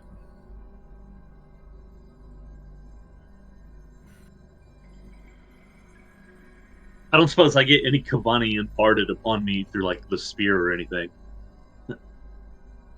You do not. Kind of shit ass magic I know. Somewhat hesitant to draw attention to ourselves in this place. I will still call out, saying the Okay. good thing that Correas taught us. All right. This woman, she turns and she grabs her weapon from the ground. It is a spear, and her eyes are wild and unfocused. And she says a bunch of things in Kavani, and then, not getting a response, she says something in Barovian, which the mist sort of translate for you, and you hear her say, "Who are you? Why are you here? You have made a mistake. Are you spirits from the caverns? We passed the tests. We made it through. Are you here to tell us it's over? Are you here to tell us the time has come to go home? Please. Is it over? Is it over?" And you notice now that there is a campsite here. But there are 4 bedrolls and only 3 people. And you see that there are 5 packs, but only 3 people. And Tiernan, with your skill loadouts, you see that this girl over here does not look as happy as her character art. She looks like she's very ill. Like there's like a mucus kind of film around her mouth and her eyes. Her eyes are caked with like dried mucus, and her nose seems to be almost clogged with it. This guy looks pretty scarred up, and like fear has sort of overtaken his senses. He holds his spear out threateningly, but he's just looking at nothing over here in the corner. Do you want to deal with the sick one and I'll try to calm the other guy down? Yeah, I want to sort of slowly scoot through this passage. I don't think we can actually physically do it. Okay, they start to back away as you step in.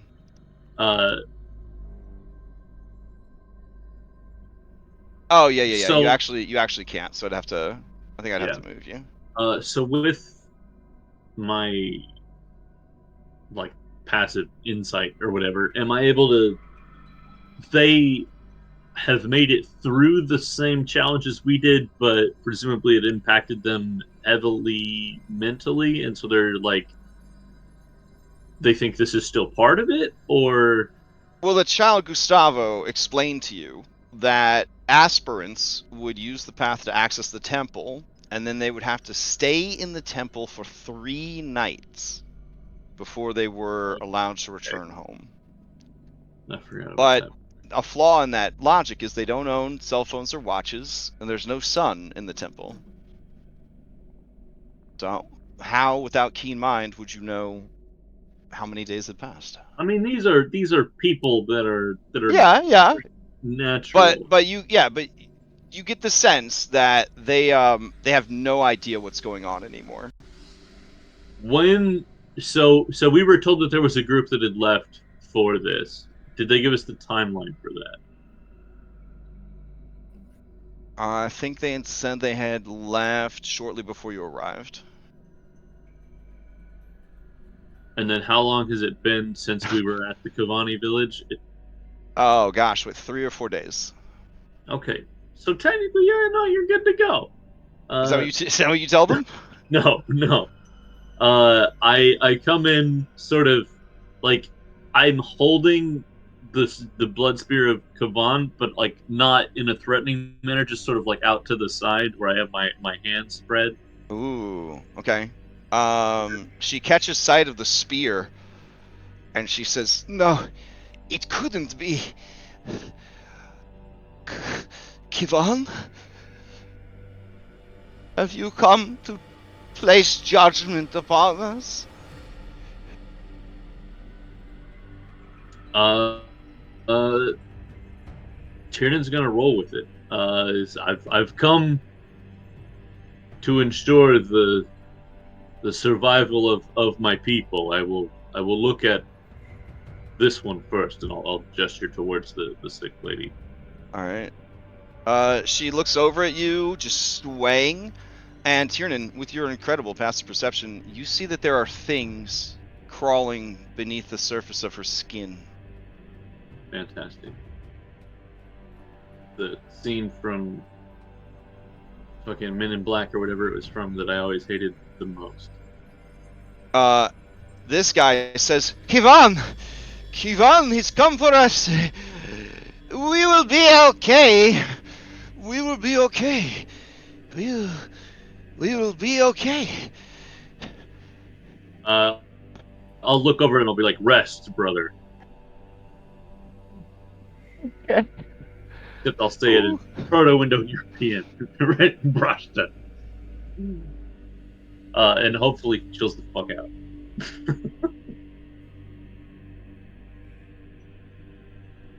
But yeah, no, I wanna look at Frida and see if there's anything that could be done. Yeah, give me a medicine check.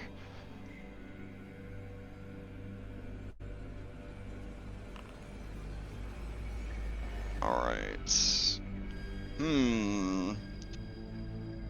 I mean, she's infested with something. And that can't be good. You could attempt some sort of surgery to try and isolate and remove whatever it is, but there seems to be quite a lot of them. And they have a size to them. They're as large as house mice.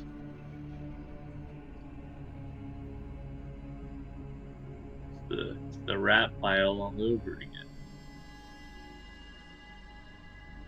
Harold says, it is a shame that you came so late. My friend got impatient and he went on ahead. And he points with a shaky hand to the doors. We'll just say to the right-hand side of your monitor. They are elaborate and large. They seem to be made of stone, but encased in amber, as do the doors down here as well. Do either of the doors look like more like they're an exterior door? Like, is this the foyer? You are inside the temple. Okay. Like you have shortcutted. You are in it. Do we know anything about how the people that are aspirants are expected to get out of the temple after their time is up? Back the way they came. Okay, so they're supposed to go back through the.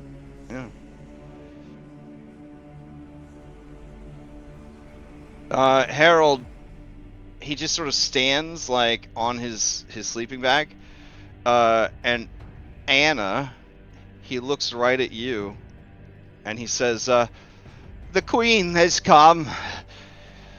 The Queen has come. She has walked through the threshold of her kingdom. He waits for you below to place the crown upon your brow."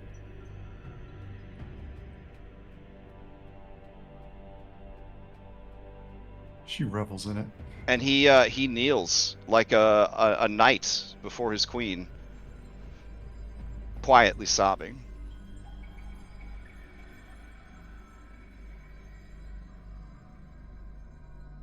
A hand on his shoulder. Say you've done He well. grabs it and he just begins to kiss it, just furiously. She will try to pull her hand away. Okay, he is extremely weak and beat up, so it is not a problem. She just says, rest now, you've done well. All right, he falls over unconscious. Shane will just make sure he's comfortable. Okay, you tuck him in. Yeah, basically. right. Put him on his bedroll and just wipe the sweat off his brow, that kind of thing. These guys have been through a lot. You notice that he has extremely bad burns on his left arm, Shane. Irenia, I need you over here. Sure.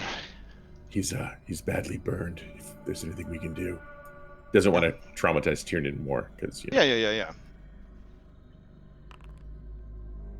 She just takes a look at it. She says, burns like this, it would have gone all the way around his arm. He would have put it into this, something like this fire, or fire would have been all around him, and he would have been shielding himself. His arm. Is there anything we can do? I can use some of our healing supplies on him to help him. She has 13 healer's kit charges left. Dane, think of all the things that are missing. Yeah, he already knows what Anna would say. He just suddenly gives her a no sign. Like, If he's stable, then he'll have to survive. Tiernan shoots a look over at everyone, and he knows that he chose the right path, and he knows that I don't think he necessarily knows that even if people chose the other one, Right. he would have seen them on the same one, but he did see everybody on the same path as the one that he knows that he picked. So he says, we chose the right path. You're right. Irina, let's heal him.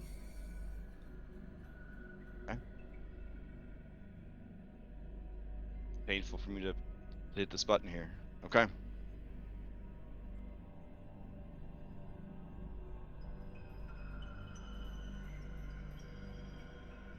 All right. She starts to wrap his burns in herbs, ointments, and bandages to try to alleviate some of the pain that he's experiencing.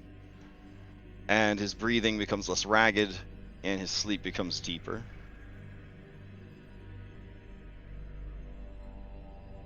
Darius, what's going on in the corner over here? You going to the next area without everybody, or? No. Since coming out of that crack, Darius has been stumbling, kind of catching himself against the wall as he kind of finds himself in this corner. He doubles over in pain.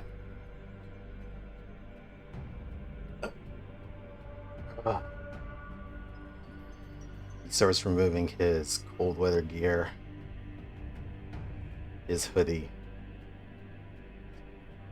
and body horror trigger in 3, 2, 1. He yells out in pain. Starts coughing up blood, a blackish liquid. He tries to get off his shirt, but his body starts to twitch. Spines rip through his grayed skin. Coagulated blood starts to kind of pour from the wounds. Chunks of flesh start kind of just slawing off of him. He grabs at his face. His eyes are wild. They become smaller and smaller until it's just pinpricks of light. He starts tearing into his face as horns his horns start to grow larger, more numerous, start ripping through his head. He doubles in pain.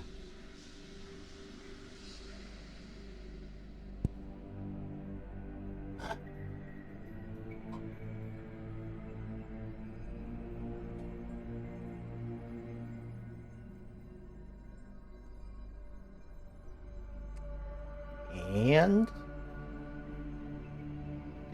how can I see this? Oh, actually, you may have to change the art format. Oh, are you changing it? Oh, okay. Yeah. You going with the okay.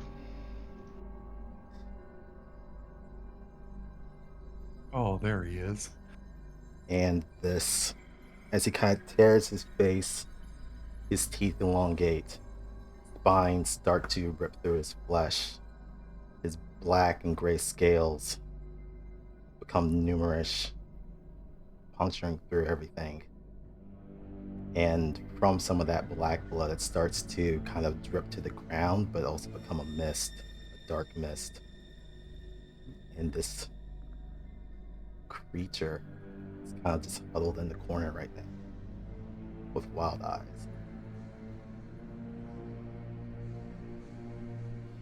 There he is.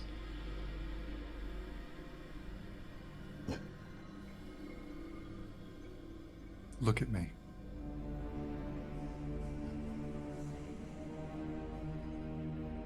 We're all here. I mean, Tiernan is gripping both the spear and the dagger.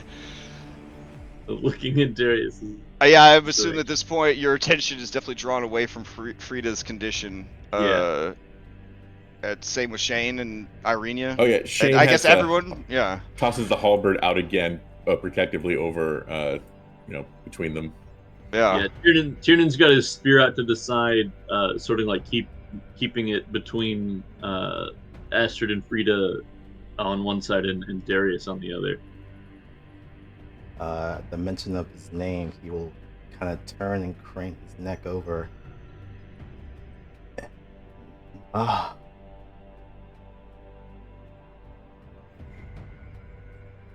I see you now.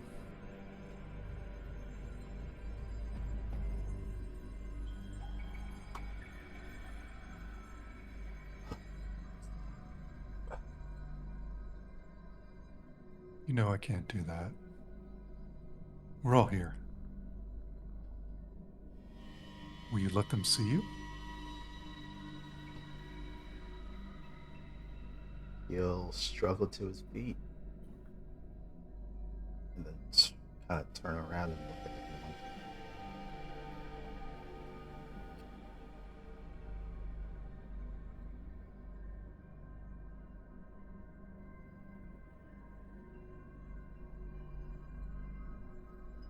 As you look at everyone, your eyes catch Taltos. He stares at you, his jaw set grim. And in his eyes, you can see no longer concern or care. You see only the eyes of a hunter who has experienced the wild beasts of the mountains and the forest. He looks at you like you are a dangerous thing that must be watched at all times.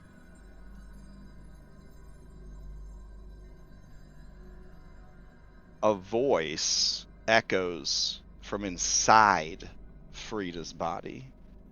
It is many voices speaking as one, and it says, Terragamiti. It has been long since I've seen you in the flesh.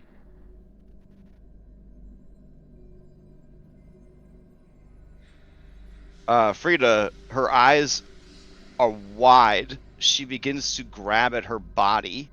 And Tiernan, it looks like she is going to hurt herself if she's not stopped. What does Astrid look like? Like, is this a surprise to her also? Or Yeah, I would say this is a pretty big surprise for everybody in the room. Well, She right, has her but spear. like, She has her this is spear the first time drawn. it's happened. Yeah, and she's Okay. she's staring at Frida with just horror on her face. And she says, "Kivon, please, help her. Something happened to her. She got sick, and she's wrong." I will tell Astrid to stand back.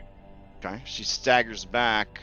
Frida, she says, "There is something inside of me. There is something inside of me. But it is okay. Don't you see? We're a part of this now."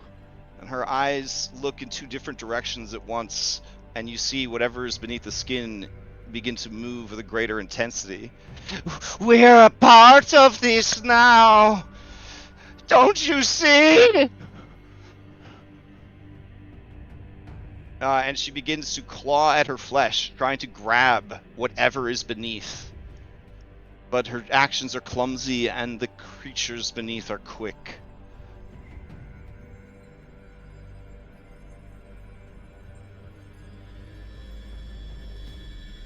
All right.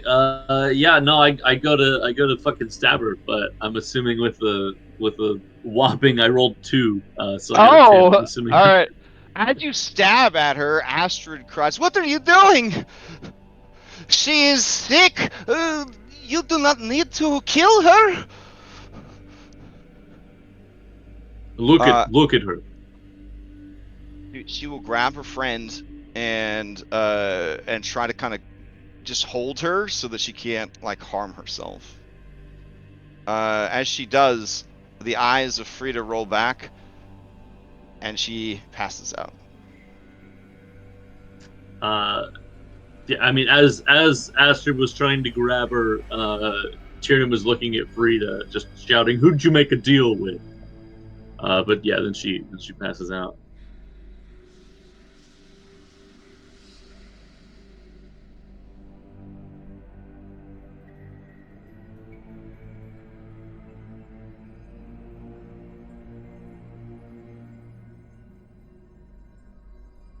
I really want to do like a Marvel Cinematic Universe to try to like break the tension a bit, but your goofiest NPC is Irenia, and she's seen too much shit to make a goofy remark at this point, so it's just hanging in the air right now. Yeah, she just stares alternatively from Darius to this girl to Tiernan, and then she looks at you, Anna, with growing concern. Are all the Cavani unconscious now? No, Astrid is still awake. Yeah. The halberd just stays between Irenia and Darius the whole time. He's not looking at Yeah. her. He's So looking at Tiernan his- had assumed before that Frida just had some sort of like really gross parasite thing. Now he's fairly certain that she has made some sort of deal and is advancing in her own transformation. So the original plan was he wanted to use a combination of his healer's kit and his herbalist kit to either lure or like start to purge some of the parasites. He'll still try that, but he's much less certain that it'll do anything. Darius, stop. Not yet. See if Tiernan can save them. If he can't,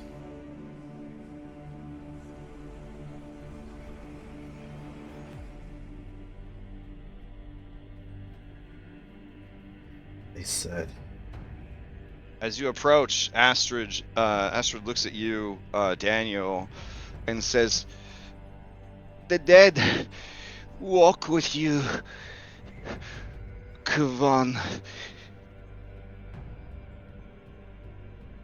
Please take her I will give my own life if it would save hers. Please, she and I, we have been friends since birth. To walk the path of the berserker without her would be madness unending.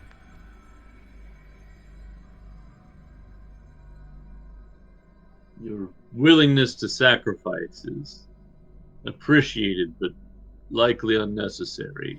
I'm not sure if anything you do will be able to help her. I will do what I can, but if I can't, we need to stop whatever's in her.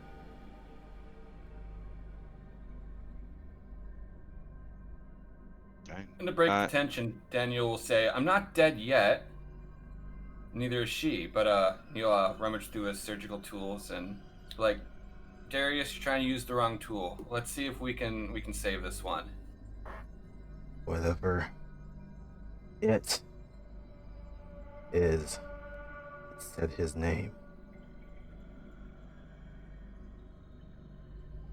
Tyrion will look over at Darius and like, is it just his name anymore,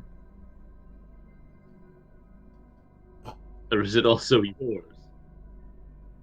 I'm not him. I'm not him.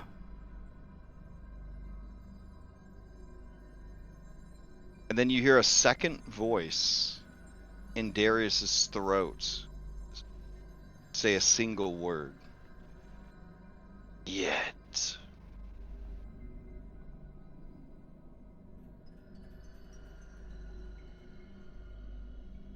We've been here for what, months at this point? Yeah. And it's progressed this far already. He's taken the physical aspects of this thing. He's turning into it. Strahd has been here for millennia. And how is he not yet been consumed by vampire? What does he know that we don't?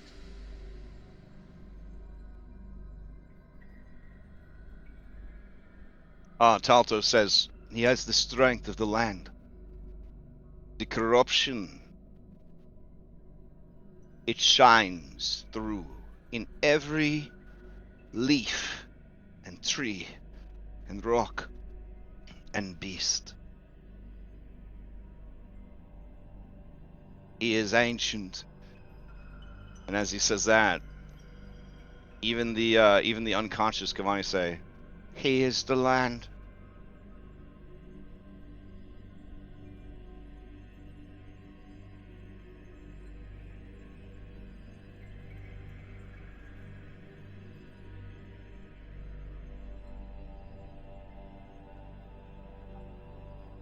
Alright, Irene, I'm gonna need help with this surgery.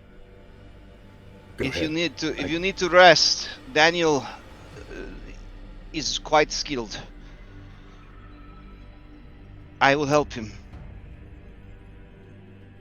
Go to Darius. Yeah. Well, I will do that.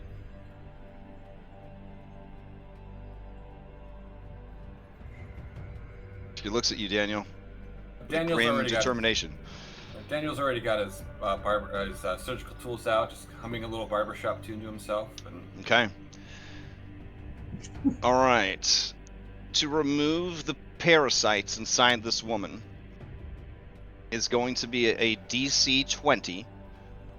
You may use wisdom or dexterity to perform the surgery. Wisdom to sort of perceive and anticipate where they're going. Dexterity to be quick enough to and delicate enough to get them and make the incisions. All right. Well, it's a reliable 22, so he just kind of whistles while he works. Okay. It's gonna take some time, but yeah, you and Irenia with a 27 are able to locate the creatures that are inside her. And while he's working, he'll talk to her and maybe like, all this flesh really is unnecessary, but we'll help you keep on. We'll help you hold on to it if that's what you really want. And trust me, you're not missing anything. But he continues his work. Yeah, I mean she's out cold for this. Yeah. All right. So what you remove from her? Let's see. They look like every type of arachnid sort of rolled into one. They're just these 8-legged, shiny, segmented mites. They scree and scream, but you and Irenia are too dexterous, and you have the option of either burning them in the fire or trying to collect them into empty bottles and that you might have on you.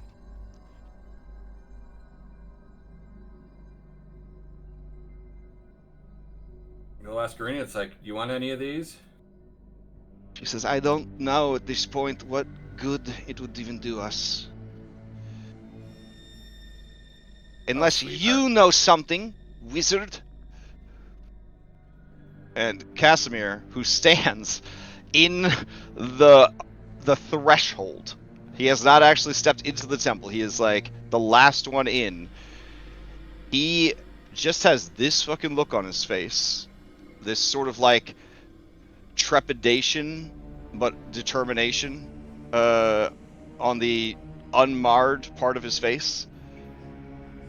And he says, let's see, what does he know? He's studied this place quite a bit. He says, it is likely that she made a deal with Drizlash, the 9-eyed spider. One of the entities kept imprisoned in this place.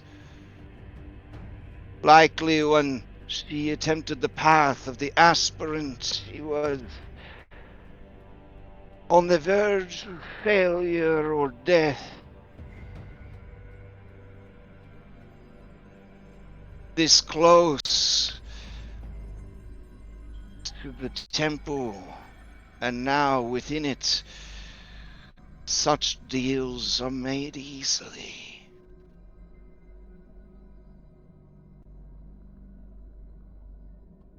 As for the name Tarachamides, it is known as the grave worm.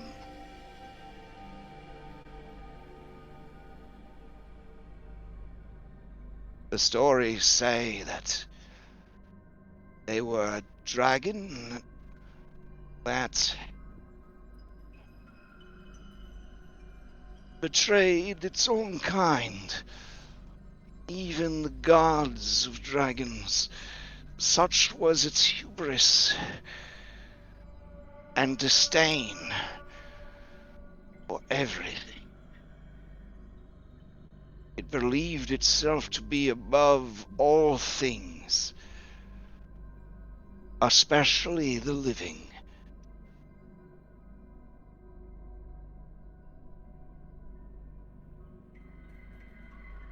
Irene says, is there any hope for her? Is there any hope for him? And he does this thing where his one remaining eye darts around the room, taking in everything, and he says, I won't give you false hope in this place. Hope dies.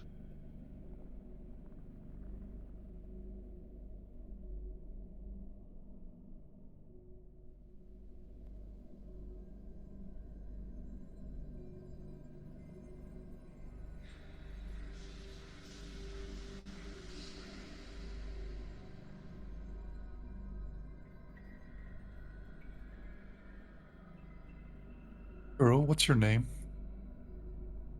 Astrid? I'm Astrid. Come here. Come to me. Anna holds her hands out, like for a hug. She'll charm her. Okay. Let's see. All right. Let me apply some exhaustion here. I mean, unless she gets a nat 20, she's gonna fail. Here we go. I'll just roll a d20. All right, yeah, she is charmed. She'll keep her in an embrace and kind of give Daniel a look and mouth do it.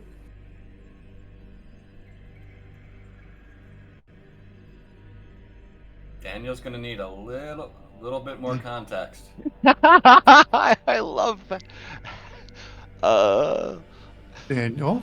I'm back at the gates of Uh-huh. of Kurzik. Daniel?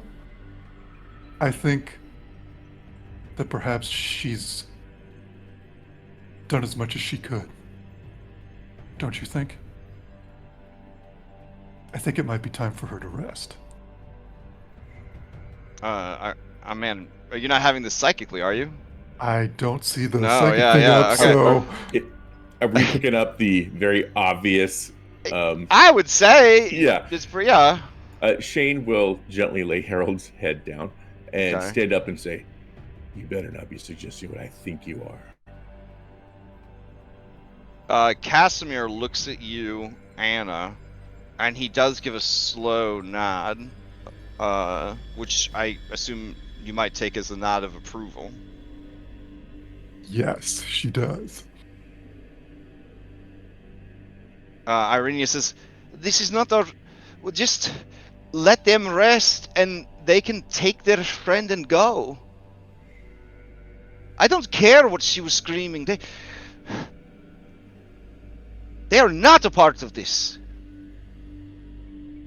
They are children who dreamed of greatness." Where would they go? She winces when you say that because she didn't want to think about it.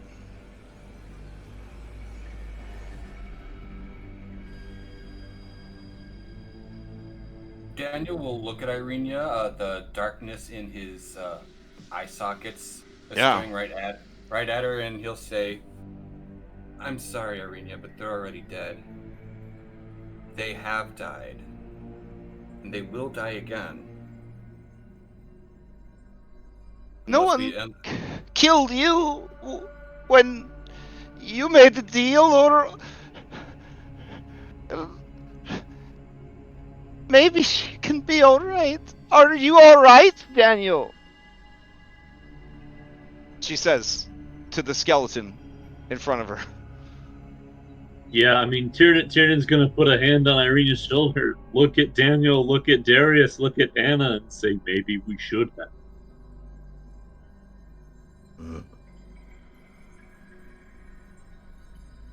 Irenia, their lives, our lives don't matter. Their souls, on the other hand, maybe we can still save them. Maybe. Otherwise, they're gonna come back again and again and again. Daltos, who usually doesn't pipe in on things, does say, "We cannot afford any distractions or loose ends within this place. They are in no state to go back down the mountain. They are in no state to travel and explore with us. If we leave them here unattended, they are a potential enemy behind us.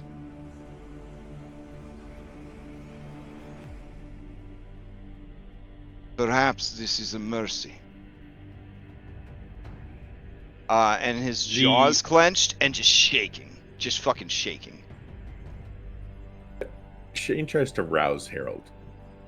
Okay? Hey, buddy. The queen bid me sleep. I am so tired. I will wake and return and to show my father that I am strong enough to bear the spirits of our ancestors into battle. Do I see anything beyond madness in his eyes? Give me an insight check. Okay.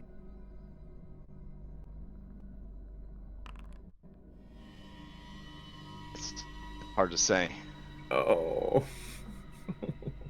The entryway He into reaches here. up and he touches your face, and his fingers start to like move through your beard, and with eyes that see you but don't see you, he says, "Oh, am I already home? Potter, is that you? Have I?" Yes, Harold. Sleep. You've done well. Just rest. Potter, I was scared, Potter. I saw things. I felt things. That will... You're safe at home now. Nothing can hurt you, son. Just sleep.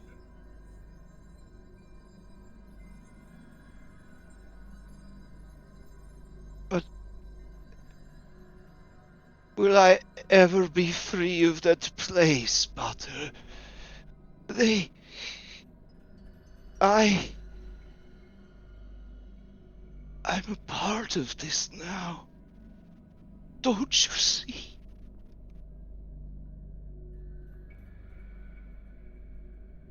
Oh man. And then he passes out. Yeah, Shane will lay his head back down and just, I think, take a step back, like drop to his knees or his butt, against the wall, and just like cry a little bit, I think.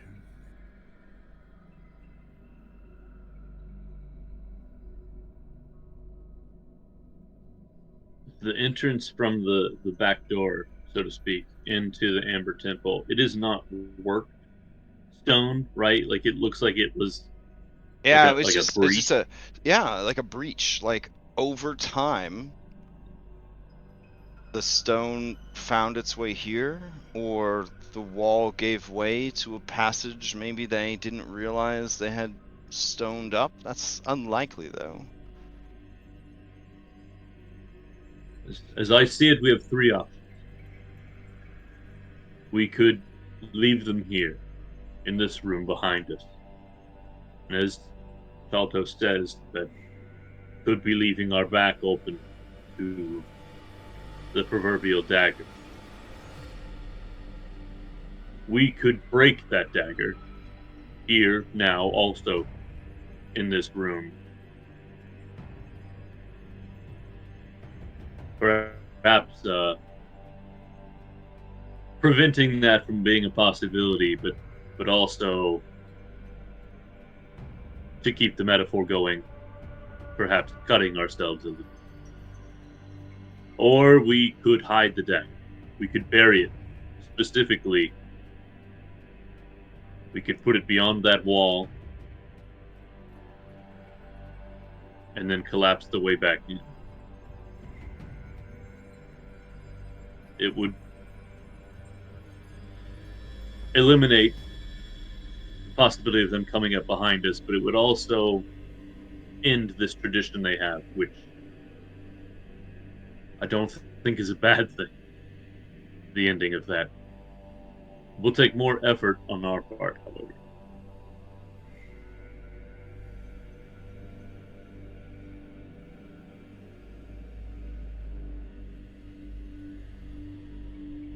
Daniel will look right at Tiernan and say, Tiernan, you need to stop compromising. You know what we need to do here. They're too dangerous. They won't make it They're back no down more the mountain. dangerous than us.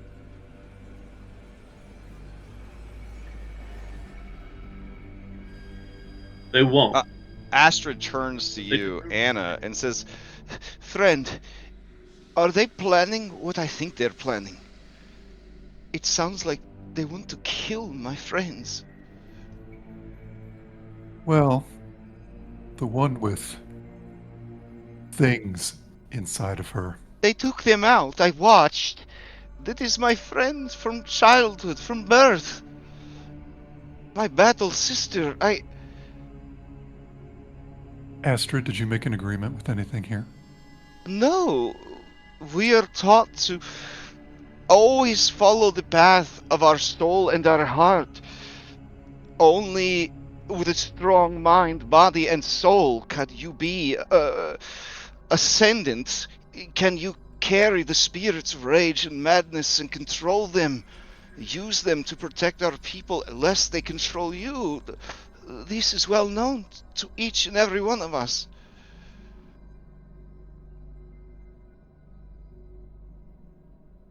Whatever happened to her, it must have attacked her when we were separated in the cave. We haven't gone anywhere except this room.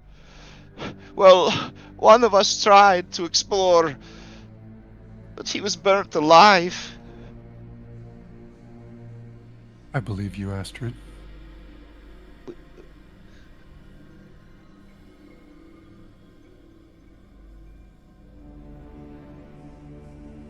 Daniel, do you think she'll recover? He'll look at her and he'll say more to Astrid. Oh, lady, if there's anything I've learned about these things, is that they thrive on consent. Nothing gets in unless you let it. Nothing.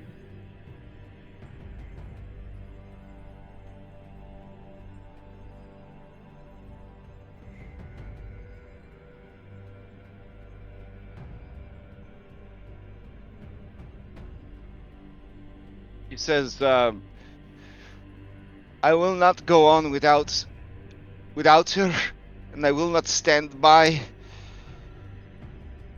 and let you kill him. I'm sorry, friend." She turns to you and says, "I will not let this happen to them." And she starts to move towards them, and Darius sort of slithers in front of her as she grips her spear tightly. You three are warriors, yes? Yes.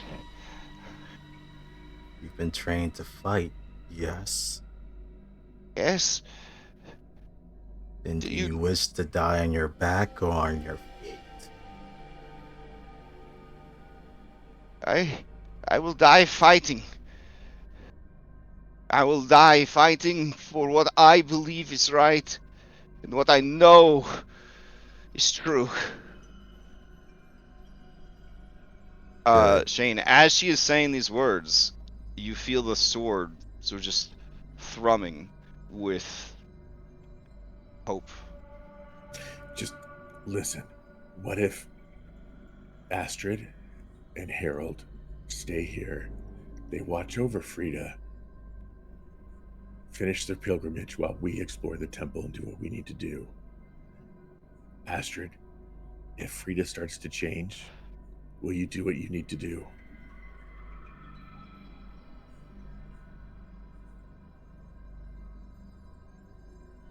Grim set, she nods. Does that work for It's you, not Anna? her willingness. It's not her willingness that I doubt. It's her ability to stop that thing that is in question. If Frida's body starts to change, Astrid, you know there's nothing you can do to stop it beyond granting her a merciful passing. I know. I know. But please, the doctor, he took out those things. She should be okay. He may only have given her time. We don't know. But that's just it. We don't know. Then I will watch her, I swear. I will watch her. And if it comes to it, I will be the one to kill her. From what I know of every Kavani I have met, they are an honorable people. That is enough for me. And he'll look to Anna and Darius. Or, that.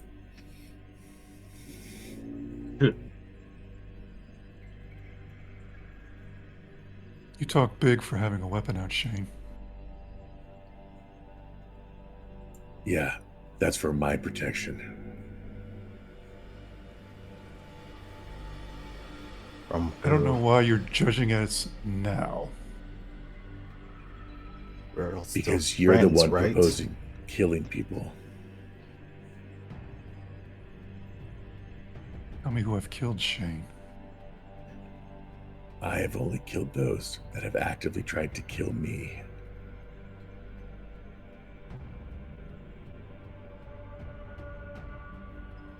Yet you have a weapon drawn against Darius. We're all still friends, right? Hope so. And he'll turn his head and look at Tiernan. Finish line, remember?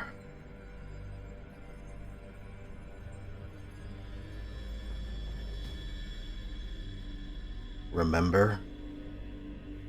You're a tool at this point. That still gets us there.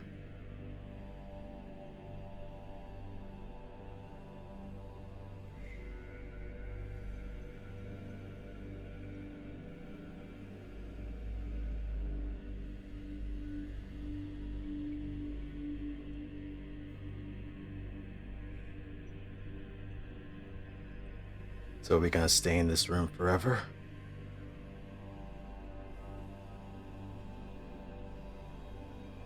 Do you think our back is safe?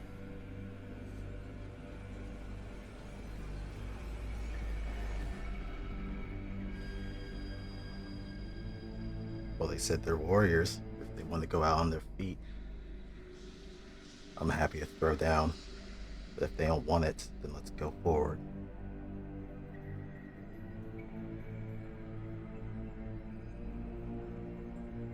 Irenia says,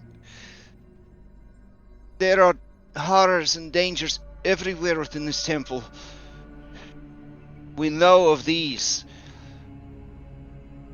Let us leave them. This is a dark place. Do we want to commit such acts within its walls? She says, looking around at the sort of amber glazed, veined dark marble. Tiernan, your Peter Tingle is working triple time, trying to keep track of everything, but you do notice the faintest indication of a sliding panel on this wall. Just to further complicate things. And I think in this incredibly tense moment, this is a good place. We'll stop for the whole week. Good stuff. Woo!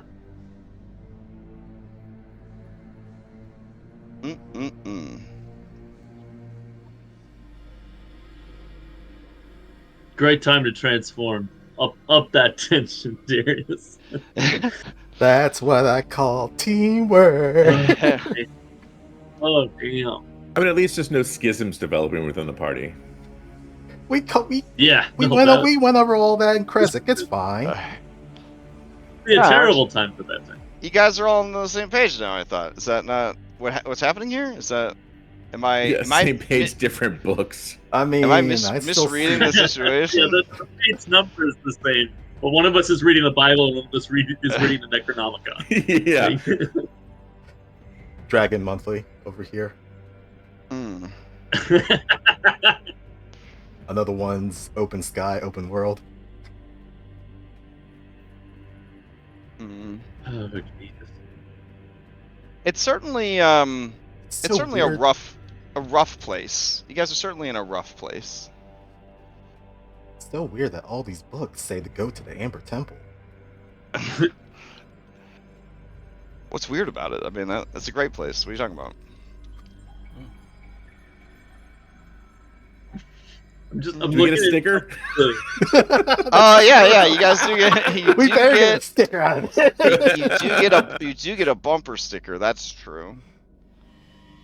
See, yeah. I don't know. I was worried that you guys missing the main entrance, it wouldn't be spoopy enough. But I feel like this was still pretty spoopy. This is still pretty spoopy. Yeah, just like a little.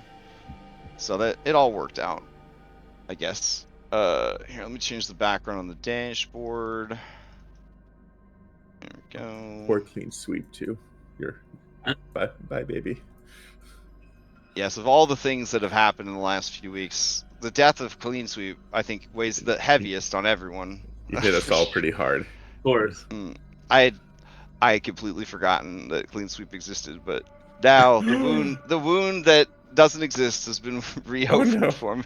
I mean, Daniel lost a dagger from it. Let me. I mean, he was there to clean away all the tension. Yeah. Since he's been gone, it's just all dirty. All right. So there's your Amber Temple sticker.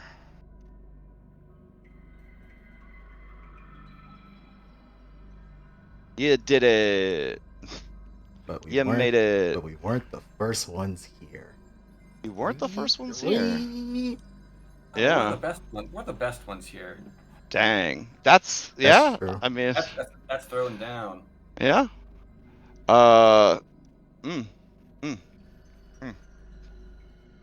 Well, great work. Maybe if we didn't tell Strahd to F off, maybe we would have been the first ones here. Oh, everything's fine. Everything's fine. Everything's fine. But I will say this. If you survive the Amber Temple, upon exiting the Amber Temple, I do not think anything for you guys will ever be the same again. And that proverbial line that we've talked about the whole campaign of like crossing, and once we're over it, like what happens next, that will be crossed. So there will definitely be timers reintroduced to the campaign. So things to keep in mind. Whew. All right. Yeah, congrats on making it this far. And then we will continue play next Sunday. Quick announcements. I'm pretty sure we're playing some Dragonbane in less than an hour, 2:00. I don't know if it's being streamed, who's streaming it. I'm not 100% sure what's going on, but I'm pretty sure we're playing that. We played some Tales from the Loop yesterday. It was a joy. This is just a storytelling game. Very Stranger Things energy. A lot of fun 80s stuff. So if you love the flavor of Shane Masters being from the 80s, like the whole game is us riffing on the 80s and indulging in a time that was. And two of the guys in the group are actually pretty old. So they were in the 80s. So we're getting, like a history lesson here about what life was like in the 80s in America. So it was enjoyable. It's going to be guerrilla streamed, so we don't have a set schedule, but hopefully we're going to do it whenever we can on a Saturday afternoon sort of thing. And then I don't know if there's anything else. Dom's doing a playtest for Starfinder 2, so you can keep an eye on that. I guess it's not called Starfinder 2, it's Starfinder 2. Just a lot of things happening on the server, so keep your channels open and pay attention, and there's a lot of stuff going on. All right, anybody have any announcements before we adjourn?